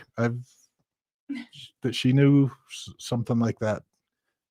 But considered dumb if I had said it, but I watched I wouldn't think you were dumb. I would No. think you were funny. Let's see. Kathy says, if we have to watch Cody deflect next season, they should dock his pay if he won't answer a question. He isn't in charge. Oh, he thinks he is though. Cut the cameras. We saw that part. It was hilarious. And Twyla says, notes to self. Have you heard mainstream LDS is falling off and losing members? Do you know if that's true or not? Also, you are to the point you could do great interviews. Oh, thank you. They lost 2. Well, I mean, we're still technically members on paper. We have not pulled our records or anything like that. We haven't been excommunicated. I haven't been excommunicated, which is a surprise to me. So we don't know. I've heard both sides. I read an article or read something a couple days ago that was like the church had a record amount of converts this last 2 months. So I don't know if that's a PR stunt trying to gain the LDS. Mm-hmm. The LDS church did. So I don't. They have lost a lot of members. I mean, I know even members within my extended family that are no longer a part of it, and that's because of their stance on the LGBTQ community also. So. Right. So we honestly don't know. It seems like the AUB is losing memberships, but again, it's not even that they're losing memberships. They're fractioning off so many different communities. We still believe this, but we just don't believe that guy's prophet. So right. I'll be the next prophet. Woohoo! Right. Respect my authority. There you go. Got it in there. Well, my brother said it like so perfect. He even looked like Cartman a little bit. It was hilarious. Let me see. Let's see. Oh, she's responding to a different question. Okay, I'm going to try to get up here. I would. It would be hell for both sides. What a hilarious concept, thinking they're all going to heaven. That's what I agree with you. That's why I think it's funny. That's why I love that show. This isn't the good place. The good place, and that was awesome. Yeah. So okay. So how long have you guys been married? And so you have children together. So yes, next month we'll have been married 24 years minus the 2 years we got divorced. So we got married in 2001 and I had 3 babies when we got married. My 3 Hispanic children we were just talking about. And then we got divorced in 2016 and we were divorced until 2018. And then, so for almost exactly 2 years, we were divorced. And then we got remarried in 2018 and we've been married since then, happily married. And it's been hard, of course, navigating through some of those divorce reasons. And then we have 5 children. I had the 3 when we got married. And then we have 2 biological together. We have a boy and a girl together. And our baby just turned 18 a couple of months ago. And he's our last one at home. So we have 4 that are out and about, and we have 2 grandchildren, 2 biological grandchildren, and then 2 grandchildren that we claim as ours. So we have 4 grandchildren that we. That's one of the belief systems we changed. What? As parents and adults. What? That we don't, as grandparents, we don't have children with our children. So, yeah, we're done. We don't have children with our children. That is one right. thing that we changed. So my older 3 children are the same age as my mother's last 3 children. And we broke that cycle for us. So yeah, no more children. So Cory had a nightmare a couple of nights ago that I had a baby at the same time as my daughter. And I was like, no. Bite your tongue, young man. Mm-hmm. Like that will never happen. And so, yeah, I'm sure we're going to start having more grandbabies because our daughter is 31. She's wanting to start having children. And then our son is about to get married this October, and they want to start having kids right away. They're both 27 and they're both ready to start having kids. And hopefully our 22-year-old, 23-year-old, 22-year-old, I'm like, oh my gosh, waits for a while because she's still pretty young. And then, so we do have. Follow dad's footsteps, not mom's. Yeah. So and so. She's already beat you on. She did, because I had 2.5 kids by the time I was her age. Mm-hmm. So, and yes, we did get remarried. We got remarried. Our oldest was getting married, and we had started working things out and started trying to heal our relationship. And we knew that we would want to get remarried. Well, we knew that we were going to be together. And then our oldest was getting married, and we just decided we wanted them to have that energy, because there is an energy about committing to each other that way. And so he got married on the 10th of August, and on August 1st, we just went downtown and just paid the clerk and just legally did it without saying anything to anyone. We had 2 witnesses, Emily, my sister Emily, that you have seen on Cults to Consciousness. She was my witness. And we just did it without telling our kids, because we didn't want to overshadow his wedding. And then we pulled our kids together and we just said, we just want you guys to understand how serious we take this commitment. And we just want to have that energy in you going into your wedding. So that's what we did. And I don't have to remember those dates, right? No, we never think about those dates. We only celebrate our original married date. And I don't celebrate my divorce date. I do. But not to him, but I do celebrate the divorce date that I had on the first one. That other guy, that first guy. I don't remember that date either. So she probably does. She remembers dates really well. I don't remember that date. I don't either. And I'd have to go look that up. I don't even know if I still have those papers. Yeah. Because that was something, and it's funny because our kids forget that we ever even got divorced. Most people didn't even know we did, because we just never back talked each other. We never said, we never talked negatively about each other during that whole process. And so most people didn't even know we got divorced. They found out, some of them found out here on this podcast, here on our YouTube channel. Yeah. And so they're like, wait, what? You guys got divorced? When? And so, because we just tried to be as respectful as possible. Well, some of the family didn't even know we got remarried. I know. They just thought we were living in sin. We're like, we're okay with that. We'll live in sin. We have no problem with that. Okay, let's see. Let's try to catch up here, because I think we get on a question, then we start talking.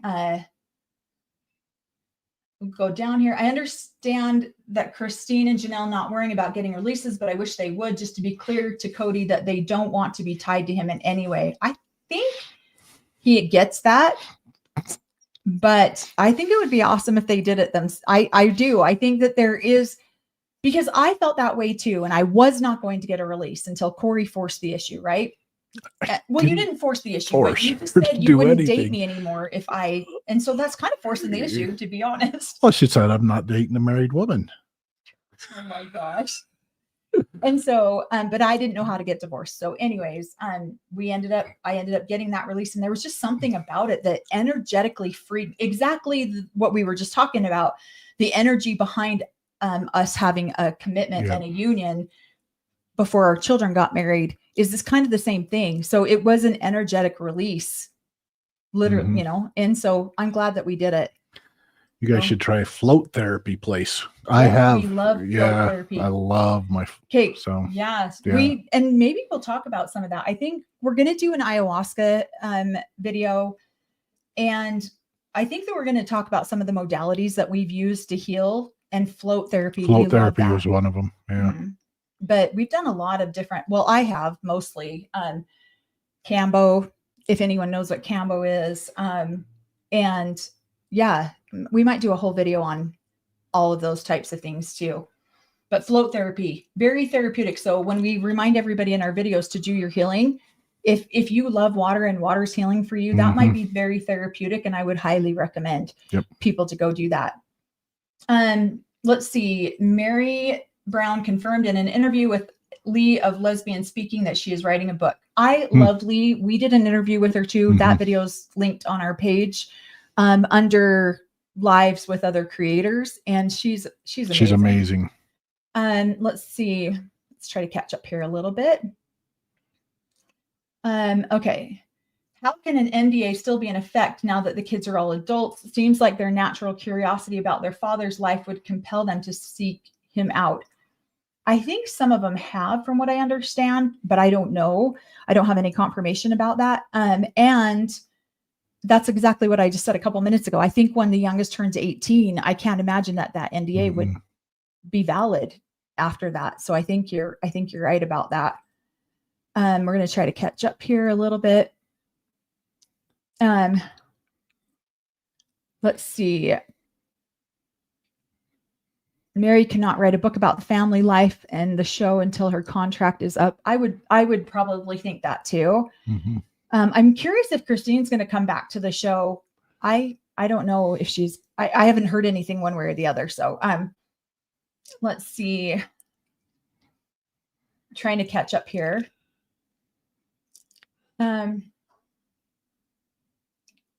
Getting a little hot in here. Okay. The kids need just what? Somebody on there says something about not everybody's perfect. No, not. Yep. And I think it says in one of their scriptures, let he without sin throw the first purity. Lock it on the floor. So, that's horrible. So that's no, there's two sides. So, and yeah. Who are we talking about? Who? I missed that. They just said something about Preston. There's been, I couldn't even read it, but yeah, I'm like, yeah, well, yep. Robin was the one first out there throwing around that, throwing the stones. I think that's what's so funny to me is Cody's like, I just, I wasn't angry and mean until they went out there and started publicly trashing me. I'm like, dude, do you hear yourself on this show? I think it seemed to me that he was the one who started publicly trashing. Thank good Preston didn't, what do you call it, punch back when Robin was out trashing him. So, and Cody trashing him. So, okay. The kids just need to move on and move out, do what they will of their own free will. And if Robin and Cody have an issue, they can just freak all the way off. Yeah, I agree. I think it's interesting that their kids still live with them, especially in this society. It's like, holy crap, my siblings turned 14 and get out the door. Just kidding, but not really. And so, yeah, a lot of my siblings were out of the home before they were 16. I mean, I was out of the home at 17, and my sister was out of the home at 14. And, so it's not very common for kids to live with their parents this long in this religion. There's just not space. There's not resources. There's not, it's like when you can get those kids gone on their own. Somebody says, but Janelle has said she might marry into polygamy again. So really she needs to get a release. I mean, yeah, she'd probably get that if she found somebody, but she said polygamy. She didn't say the AUB. So there's many different groups out there. And so if she was going to go into to live polygamy again, if it was somebody within the AUB that she was going to live polygamy with, then she would probably, as part of the process, go get a release from Cody and then marry the new guy. But if it was part of another group, so. Yeah, we're going to try to catch up here. They don't. Okay. They're like the church, LDS church. They don't respect the authority of the AUB, so they would just let them go through their little. The funny part about whoops, Corey's kicking the desk. The funny part about respecting authority in the AUB is everyone thinks that they have authority, but no one respects each other. And then they get pissed when you don't respect their authority. And so I just think it's funny because it's just a bunch of egomaniac men who all piss on each other about their authority, and no one really knows, and no one really, and it cracks me up. They're just disgusting. Yeah, you're excommunicated. You don't get to be a part of my fairy tale anymore. And then it's like, then they're surprised. Well, I don't. Okay, good. You don't believe in the fairy tale? I don't. Sorry.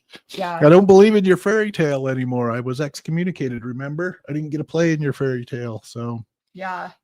Thank you. Only in Theory says, I believe in fairy tales when I see you guys together. Thank you. It hasn't been easy. It's been been some work. It's commitment. So it's definitely been some work. And this man, I don't deserve, because he is a saint when it comes to patience. And I am too, in some of the aspects that he does. Yeah. I breathe heavy sometimes. He does breathe heavy sometimes, but no, he's a saint. I'm 5 minutes behind. I'm 5 minutes behind in hearing Cory say, sorry guys, this is my hell, was amazing. My entire apartment complex, I'm sure, heard me laughing. That made my day. Thank you.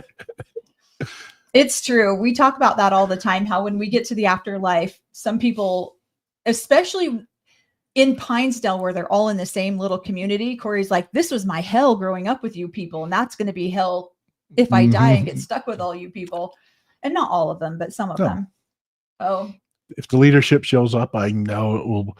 If the leadership is still on the other side, I'm like, yeah, this is hell. Yeah. I deserve this. So right. Okay, let's see. I'm sure Cody saw Robin in his dreams. He said he saw her wedding dress, so I believe she put on this succubus energy out there. That's funny. That's hilarious. Yeah. And let's see, everyone on here, be sure to like and subscribe. Keep the algorithms up. Yeah, thank you so much. We appreciate it. Yeah, our channel has grown so fast, and we really do appreciate so much of it.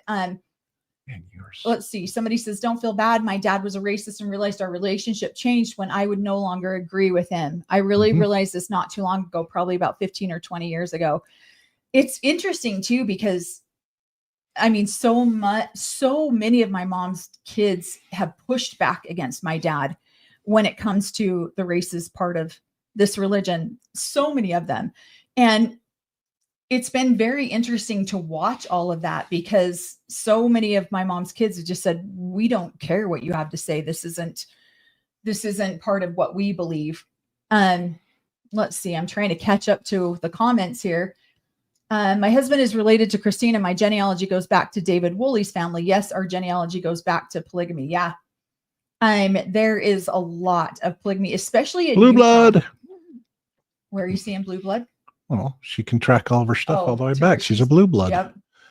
How is the prophet picked? So the prophet, if you know anything about the mainstream LDS Mormon church, the prophet is picked very similar to that. It's succession, and it's supposed to be succession. But again, it can be eeny, meeny, miny, mo. Yeah. So it can be, we don't feel like that guy is worthy, so we're going to skip over him twice. So it really just depends on who you are. Because again, the AUB makes up the rules as they go along, and it depends on who you are. Yeah. Could be succession. And I think my dad made the succession line only because the prophet before him said he was not going to die on that day, and then he died an hour later. Didn't play hopscotch. So he was getting ready to play hopscotch, and so yeah. And so I really just think that it just depends. And again, they make up the rules as they go along.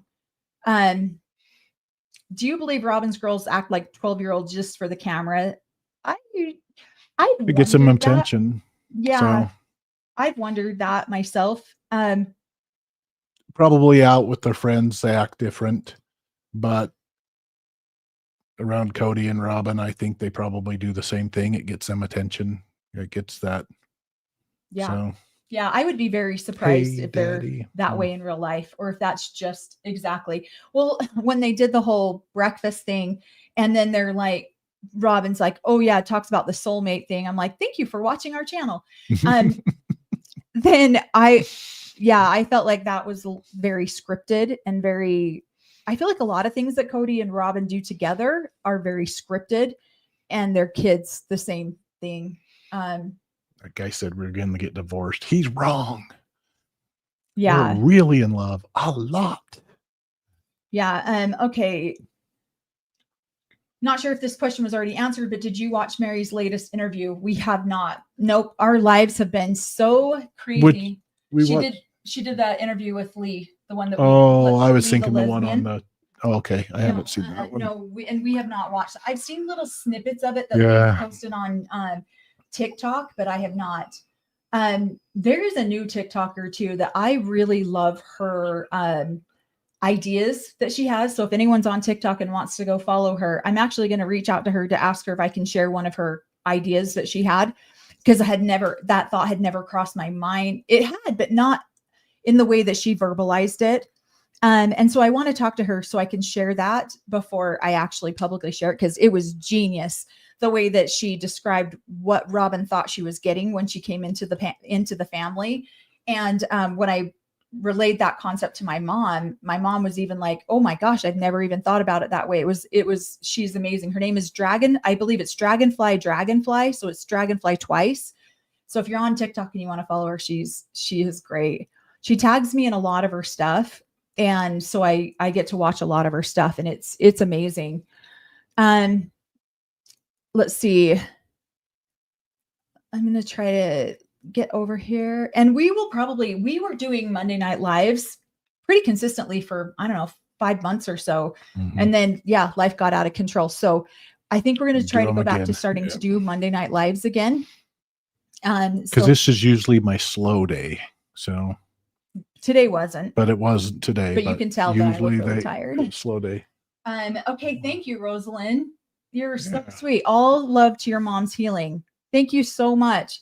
Yeah, she's doing real good right now. I don't know when she's going to come back up here. She lives about 2 hours away from us. And so I'm not sure when she's going to come back up here again. But usually she stays here with Cory and I. You were excommunicated too, young lady? My mom was excommunicated from the LDS church. Okay, yeah. Yeah, so my parents do. Yeah. Yep. So my mom was born and raised in the LDS church, the Church of Jesus Christ of Latter-day Saints. And when she married my dad, I'm not sure how many years it was before she got excommunicated, but I believe both of my parents did. Because my dad actually married his first wife in the LDS temple, in the Salt Lake temple, and then married my mom a year and a half later, I believe. So, I would love to see Cody's face if he heard you both say he's not special or different. He's just like every other polygamous man. I would too, to be honest, but I don't think he gives a crap what we have to say, other than doing little spots on their show saying, I said soulmate once and I realized how wrong it was, so I never said it again. Yeah. He's a movie star within the we're nobodies. AUB, so special. Yeah. Did you two ever watch Big Love? That was my introduction to understanding Mormons. You two have such forgiving hearts. Well, thank you. I don't know. We have some people in our lives that wouldn't agree with that, but we did. We loved that show. It was amazing. We're going to do a rewatch and a recap on that one. This is why I always call myself the compound kid. That we grew up on a compound, because in that movie you got the city family. And then you got the compound rundown type of area where everybody's living, some of them in squalor. So that's where we grew up. We had a trailer court. We had the big house. We had all of these things. And she was a city gal. So, yeah. And it was based around, loosely based around an interview that her dad did. So, yeah. So apparently my dad did a interview with the guy who wrote The Lonely Polygamist, which is Brady Udell. And then Big Love was loosely based on that book. And what's funny about that is we would watch Big Love And so when the very first episode of Big Love came out, my dad was in the room with all of his wives and several reporters the night that Big Love came out. And they had that first sex scene where Bill throws Marjorie into the window and doing their business. And I was like, oh my gosh, I would love to see my parents' face right now during this sex scene. Yeah, we were laughing so hard. My dad instantly turned it off and was like, yeah, we're not watching that. And then he always claimed that he never watched Big Love because it was too, what's the word I'm thinking of? Graphic, worldly. Yeah, too racy. Yeah. And so, but he would go to church and then come over here after church if he was by himself and then sit over here and watch it with us. Because, you know, we were the naughty kids that would watch, and it would come on Sunday nights here in Utah. So we would watch it with him, and I would just laugh because we would sit there and try to guess which storyline was about which we knew. Family. Yep. And some of them were very easy to pick out. We're just like, oh, we know who that storyline's about. Oh, we know who. And then some of them were like, oh, I don't know who that storyline was about. So one thing I know, we're on season 3 right now. And I think this is the season where Robin offers to do surrogacy for Mary. And we got a story around that one that we're going to tell on our video, because that one, you know, I didn't think that ever really happened in the AUB, but it did. And I know of a couple. I was going to talk about one of the stories that we know about. I've noticed Cody has increased his exclamations of love and lust for Robin since his whittled ego got so fractured. Mm-hmm. I think that is honestly, that's what I'm saying. I don't think he feels like he has to compete with Christine or David in that sense, but he does, because he feels like if he's going to abandon his family, he better have a damn good reason for doing it. Yeah. And it better be true love and divine true love. Right. If it's just mediocre love, then he didn't do it for the right reasons. So, yeah. So he's got to give himself a good excuse why he's let the other 3 wives, push the other 3 wives away and get out of his life, pushed him out of his life. And that was because of this divine true love that he couldn't abandon. So, yep. Okay. Scenic Sharonda says, I love what you say about generational healing, trying to heal from generational trauma in our family. And I needed to acknowledge that we had also achieved generational healing. Yep. I love that so much. Thank you for sharing that, because I really, truly believe that that's true. And when we do heal, it goes both directions. It goes back and forward. And what a blessing we give to our kids. It's been awesome. Our kids have been experiencing some trauma recently. And I really did appreciate it, because they called me, or my daughter ends up calling me, and they've been experiencing some trauma with their biological dad. It's been pretty rough. And she just said, we wanted to really thank you. We all, the 3 of them my 3 kids got together and talked, and they're like, we really wanted to thank you for doing as much healing as you've done, because it really supported us growing up. And I was brought me to some tears, because I was really appreciative about that, because I remember telling my mom, is this ever going to get better? Like, this is so hard dealing with my ex-husband and the ownership that he felt like he had over me. And even when we're married, when we have children, and he still feels like, to this day, he still feels like he owns me. And so I was telling my mom, is this ever going to get easier? Are my kids ever going to see that I'm not the bad guy here? And so it was very. And that's where I'm the most sad about that, is these kids are some of the most amazing human beings in my life. And they're just so intelligent and so kind and so spiritual and loving. And because they won't be a part of his fairy tale, he doesn't see them like that. And that blows me away, that you can see how amazing these humans are, but because of the way he was raised, the way our parents were raised, sometimes it's hard to see through your dogma or your belief system to realize of what amazing humans they are.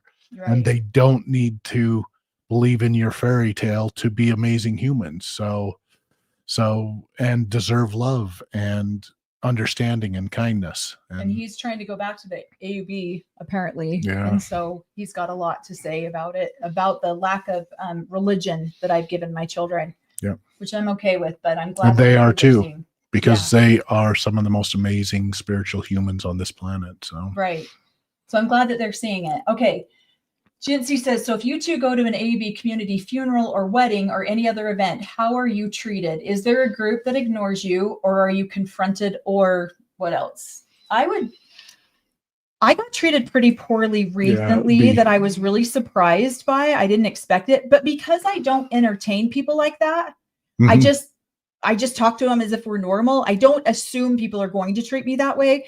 I just talk to them as if, oh, hey, we're best friends. And so, but this one particular woman, it was hard because I'd known her since I was 12. One of her daughters was one of my very best friends growing up. And so I went up to say hi, and she was very cold to me. And then I stood back and I was like, do you know who I am? And she said, oh, I know exactly who you are. And I was really heartbroken about that because I have adored this woman my whole life. And so that felt a little bit painful. And there are the whisperings that go on. I just don't give it any attention because I just have more important things to think about than that. And so, at my grandma's funeral last summer, there were a few little, but there was also people from other reality shows that were there, the Aldridges and a couple other people that were at my grandma's funeral. And so we just don't really pay attention to it. This one was a little harder because it was in my face. And what's sad is that and I never see this woman outside of AUB functions, but then my mom was sick and she ended up coming to my home. And I don't think she realized it was my home to give my mom, to help, some of the Relief Society came in to help my mom while she was here. And so when I came out of the bedroom and she saw me, it was interesting. I just, it's so good to see you. I just treat them as if we're still good friends and just interact that way. What do you think? Well, most of my friends left the AUB. And so, like I said, when I showed up there, they were like, oh my gosh, Cory's here, or, you know what I mean? And we sat and talked and then reminisced and had a good, so I felt I was treated good, but I didn't know, so many people within the AUB, especially down here, and I don't know them. And then when I go to funerals on my side of the family, it's all family and in-laws and things like that, and they all treat me great. And we do see the whispers, like at your sister's funeral, there were some whispers, but then I don't know, I guess because we are working so much on raising our vibration, we just don't entertain people like that. Yeah. I can see that it would be hard at some points, but I guess for us, I just don't I hope that doesn't sound like, I don't want to be snotty back. I guess that's what I'm saying. I don't want to be snotty or stuck up back, but I just want to assume that we're all friends until somebody gets right in my face and says, oh, I know exactly who you are. And I said, then I said, oh, I'm sorry. I just said, oh, okay. Well, can I give you a hug? It was so good to see you. And she kind of side hugged me a little bit, and I just hugged her really tight. And I'm like, it was really good to see you. And then I just walked away. And I just let her have her moment of whatever. And I don't get sucked into that because it really has nothing to do with me. It has, how she feels about me is really none of my business. It's all what she's going through. So she can stew in her bad feelings. And I've got Olivia's opinion on it. Who doesn't like me? I know. Somebody doesn't like me? Who? Our daughter, she was like, I think she was 16 when she said that. And I said, Olivia, our daughter's name's Olivia. I'm like, Olivia, I adore you so much because I wish I had the strength that you have when I was 16, because I cared too much what people thought about me. And I cared if people don't like me, and you don't even care if people don't like you. And she goes, what? Who doesn't like me? Why would somebody not like me? Everybody likes me. And I was like, see, that's exactly what I'm saying right there. And she gets that from Cory. So who doesn't like me? It's because they don't know me yet. Hey, come over here. Let's talk. You'll like me. Cory's like, everybody likes me. So thank you so much, Diana. We really appreciate that. You're all amazing. Thank you. We really appreciate that. let's see if we can try to catch up before. We've been going for a little over 2 hours and 4 minutes. So we'll talk for a couple more minutes and then we'll wrap up so that because you can tell I've been going all day. I'm exhausted. I look like I have a filter on. I do. You do? Why? I don't know. I was looking at it. I don't think so. Valiant Warrior says they picked the prophets out of a hat. That's right. So I agree with you. Let's see. Cory again? No, Cory! It's been rigged. Oh my gosh, that's so hilarious. Morphine, please. Yeah. Isn't that okay? Valiant Warrior says, here, we'll go ahead and put this up here. We're still learning this app. Most YouTubers that we got it now working with use this app. So we've been trying to adjust to it. Valiant Warrior says morphine plays a big part of who's picked next. That's very true, because on their deathbed is typically when they pick the person and they're on morphine when they do it. So that's hilarious because yeah. And I think the previous prophet before my dad just didn't get it out fast enough because everyone was begging him to pick a successor. And so he very calmly said that I'm not going to die today. That's today's not my day. And then an hour later he was gone. And then it was up for debate. Who's next? But my dad was the most senior in line. Or had the most votes in the hat. So. Had his name in the hat more often than anyone else did. Yeah. So let's see. We were way behind because we were talking about. I know. Sorry, guys, we're trying to catch up. I want to try to. I'm trying to get all of our members' questions if I can.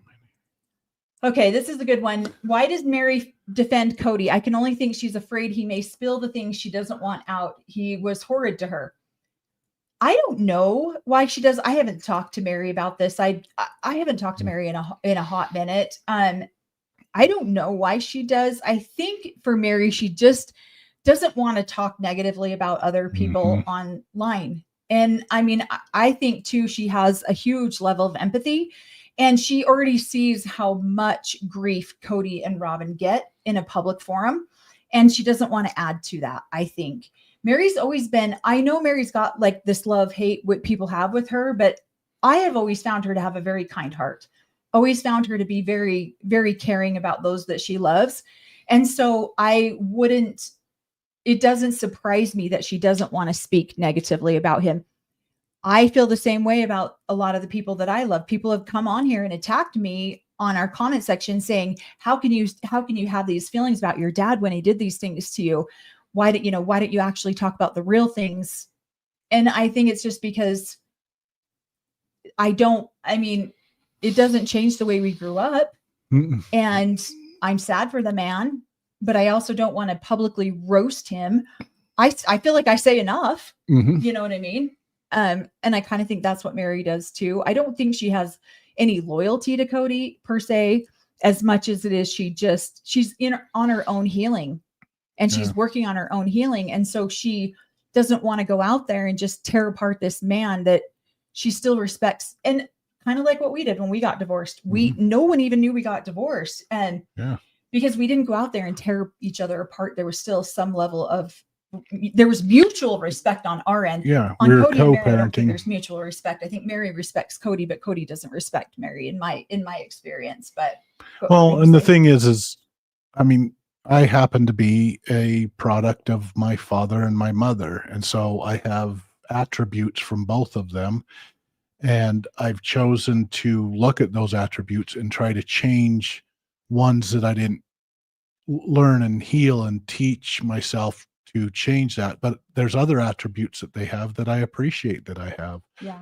So yeah. So you're just looking at, was I frustrated as a kid? Am I frustrated as an adult with some of the parenting and things we did? Yes. Did they change it? Yes. Have they talked to me and apologized? Yes. Have I passed that teaching on to my kids? No. And so it's constantly working on healing what's inside of myself and who I am.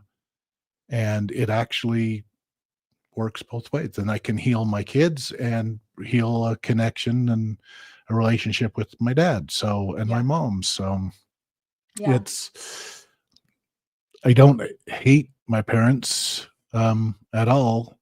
I'm frustrated with the way I was raised. I wish that some things had changed, and they've changed them, especially as older kids, being able to talk to your parents and saying that sucked, that was wrong.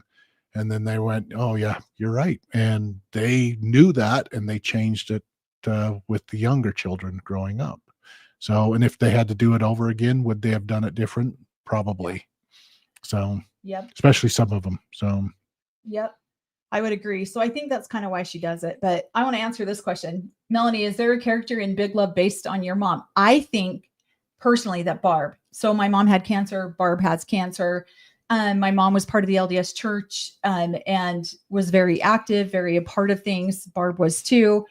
So that would make you the girl from Mamma Mia. I know, I can't think of what her Can't name remember is. her name is. Cindy Swenson or something. I can't remember her name, but so I because she worked at a restaurant and made sandwiches too. Oh my God, you're so dumb. So I think for me, and my mom owned her own business, and and my mom was the second wife, but the first wife left when I was so little that my mom kind of moved into that first wife status. And then the next wife, which is Nikki on Big Love, because she came from the compound, she was a full-blown polygamist. The wife right after my mom, same thing, full-blown polygamist. She's a blue blood through and through. She is actually related to Christine. She's the one who worked in Voices in Harmony with Christine, who that's how they got the show Sister Wives. And then there's a lot of similarities there. I do want that shirt, Blue Blood by Marriage. I know, I wrote that down. It's and hilarious. Then on the back of it, riding the coattails to heaven. So somebody says most people think that Big Love was based on the Browns. I believe the Browns manufactured storylines based on Big Love. I've heard this comment a million times. I don't think that Big Love was based at all, not even remotely close to the Browns. And the reason I think that is because they were so young married at that time when it came out. There's just no way. I know that a lot of people have said it was based on Joe Darger and his family too. Probably. Which I've heard that as well. I think because they cherry picked different stories. I think they got a ton of different stories from many different groups. So they were able to just, somebody was doing their homework. It doesn't follow an exact family all the time. It cherry picks moments and experiences. And so that's where we would say, okay, this little storyline is about this family, even though it was Bill and Barb and Nikki of whatever they're still the same people, but that exact storyline is. So I don't think that the Browns had any sway on Big Love at all, not even remotely close. Now, do I believe that the Browns, because Patrick Swayze would have played Bill if that had been the case? So, Cory said that Cody's trying to be a Patrick Swayze lately. It's all of his. Do I think that the Browns could have manufactured storylines based on Big Love? Sure. I think that's a high possibility, but do I think that? But they bought Sister Wives Closet, not a big line of lumber stores. So. Oh my gosh, that's so funny. Let's see. Thank you so much. And I don't want to. I'm going to make an attempt at your name, and I hope that Yesenia Shavaria. Thank you so much. That is awesome. It says, I would love to try ayahuasca, and it would be invaluable to hear how to find a safe place with the right credentials. I've experienced so much trauma and have tried all of the Western medicines, mental health. Thank you. Ayahuasca was what really changed. For me, I'll just do a quick, because we'll go into this deeper when we do our ayahuasca video, but I had no self-esteem. I had no self-love. When you grow up in this kind of an environment and you are an item that someone else owns, that someone else is in charge of, I had no idea how.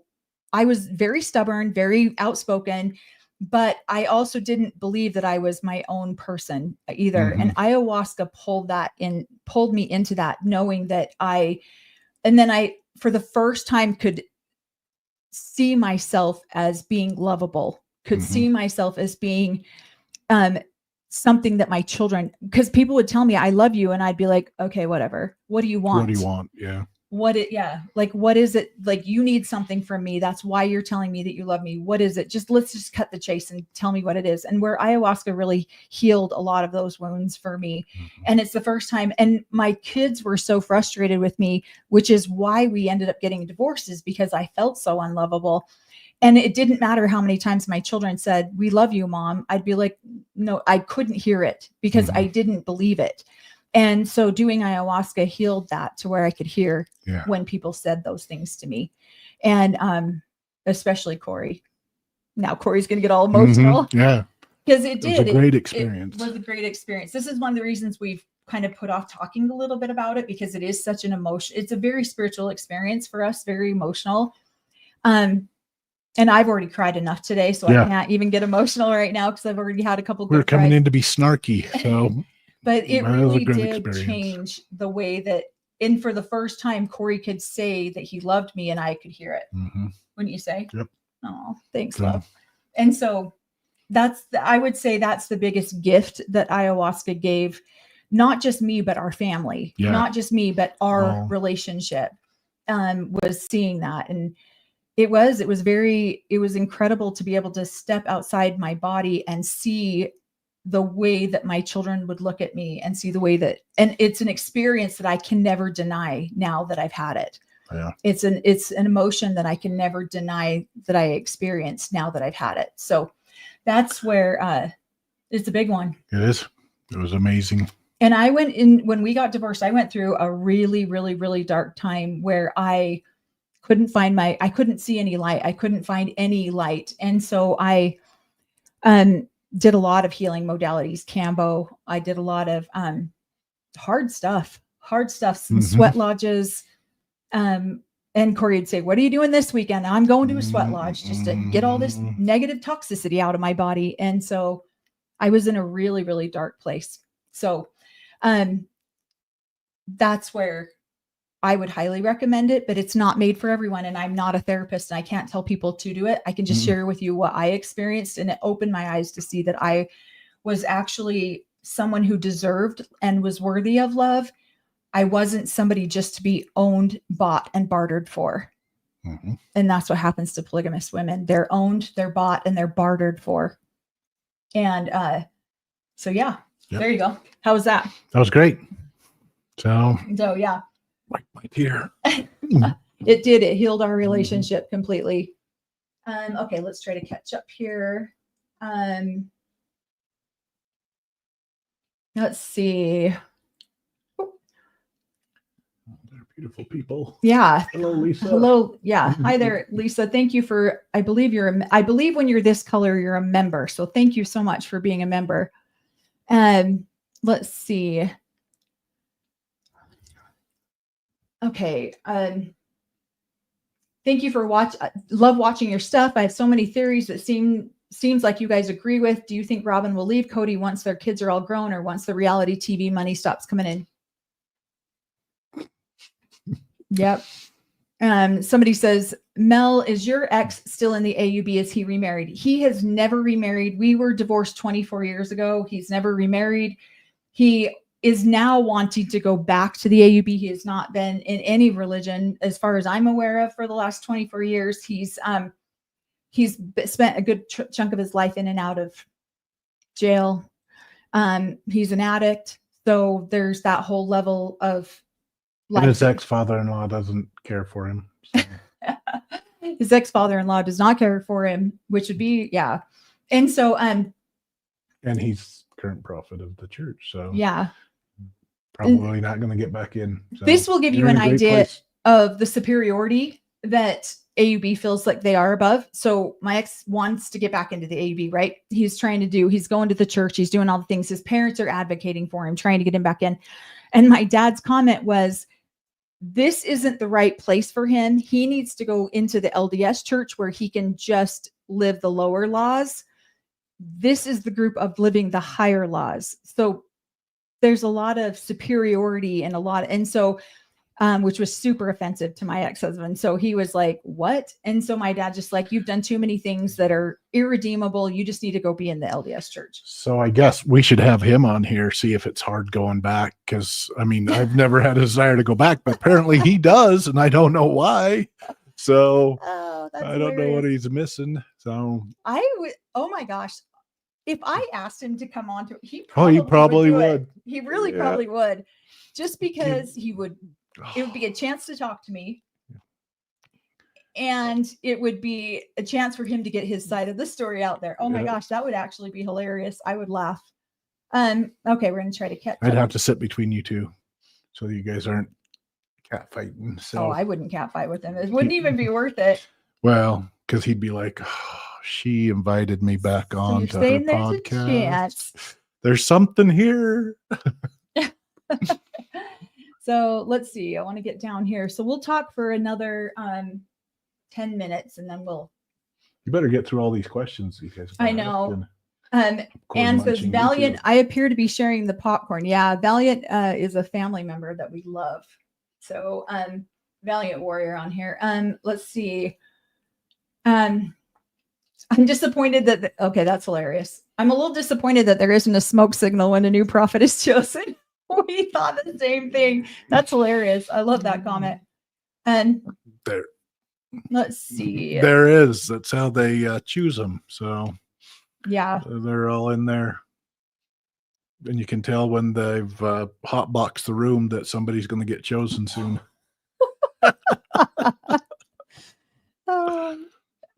Let's see. I'm gonna try to catch up. I'm gonna try to get all the way down here. We voted in Cheech, Mario. Oh my gosh, that's hilarious. New prophet. Yeah, we got to catch up to all these big love comments. We talk about something and then 20 minutes later we catch up to the comments. Sorry. Let's see here. We have an 18-year-old going, Mom, feed me. Oh, here we go. Catherine Perry, thank you so much for that super chat, Catherine. We really appreciate that. Let's see. Okay. All right. I've been reading a ton of research about guided therapy using hallucinogenics for treatments of CPTSD. It's amazing and incredibly interesting. Yeah, I would say definitely do your research on stuff. I did hours and hours and hours of research because we are both licensed professionals and that could affect our business. And so we were very, very careful about who we, where we went, and we made sure everything was legal and on the up and up. And so just be very, that's really what I would want to put out there. Again, we are not therapists. We're just going off of our own experiences. And I did a ton of research. Yeah. And for Cory to actively participate, it had to be extremely safe for him, where I'm just like, sure, fly by the seat of my pants. Let's go do it. And Cory's like, absolutely not. Let's make sure. And so the place that we went to had doctors, had nurses, had, there was a whole vetting process where they talked to us several times before we even went and did it. So I would just say, do your research. There was therapy involved. If you're going to therapy, maybe talk to a therapist and see what they can recommend. So yeah, if they do recommend that. So yeah. So it was interesting because part of my therapy is probably, I was raised by a Vietnam vet, probably had some post-traumatic stress syndrome myself.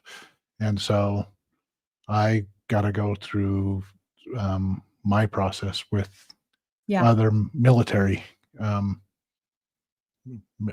people who were doing the same thing for post-traumatic stress syndrome. So it was an amazing experience.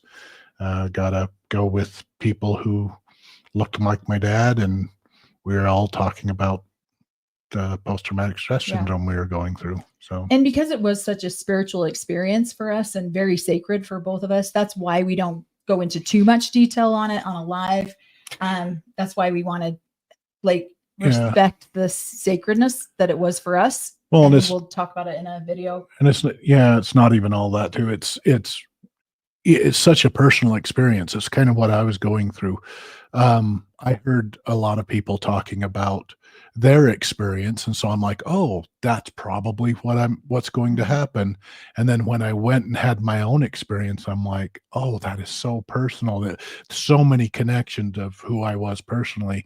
And so I don't want to hype people up of this is my experience when I know or I feel that they're going to have their own personal experience. It's going to make so much sense to them. Right. That's why it's not something that I'm necessarily hiding. It's just, it was such a personal experience and connection that you're going to be able to experience. It's going to be amazing, and it's going to be set up personally for you and what you're looking for to heal. And so and I don't want, I don't know, I don't want to, we listened to hundreds of hundreds of experiences, and mine was completely different.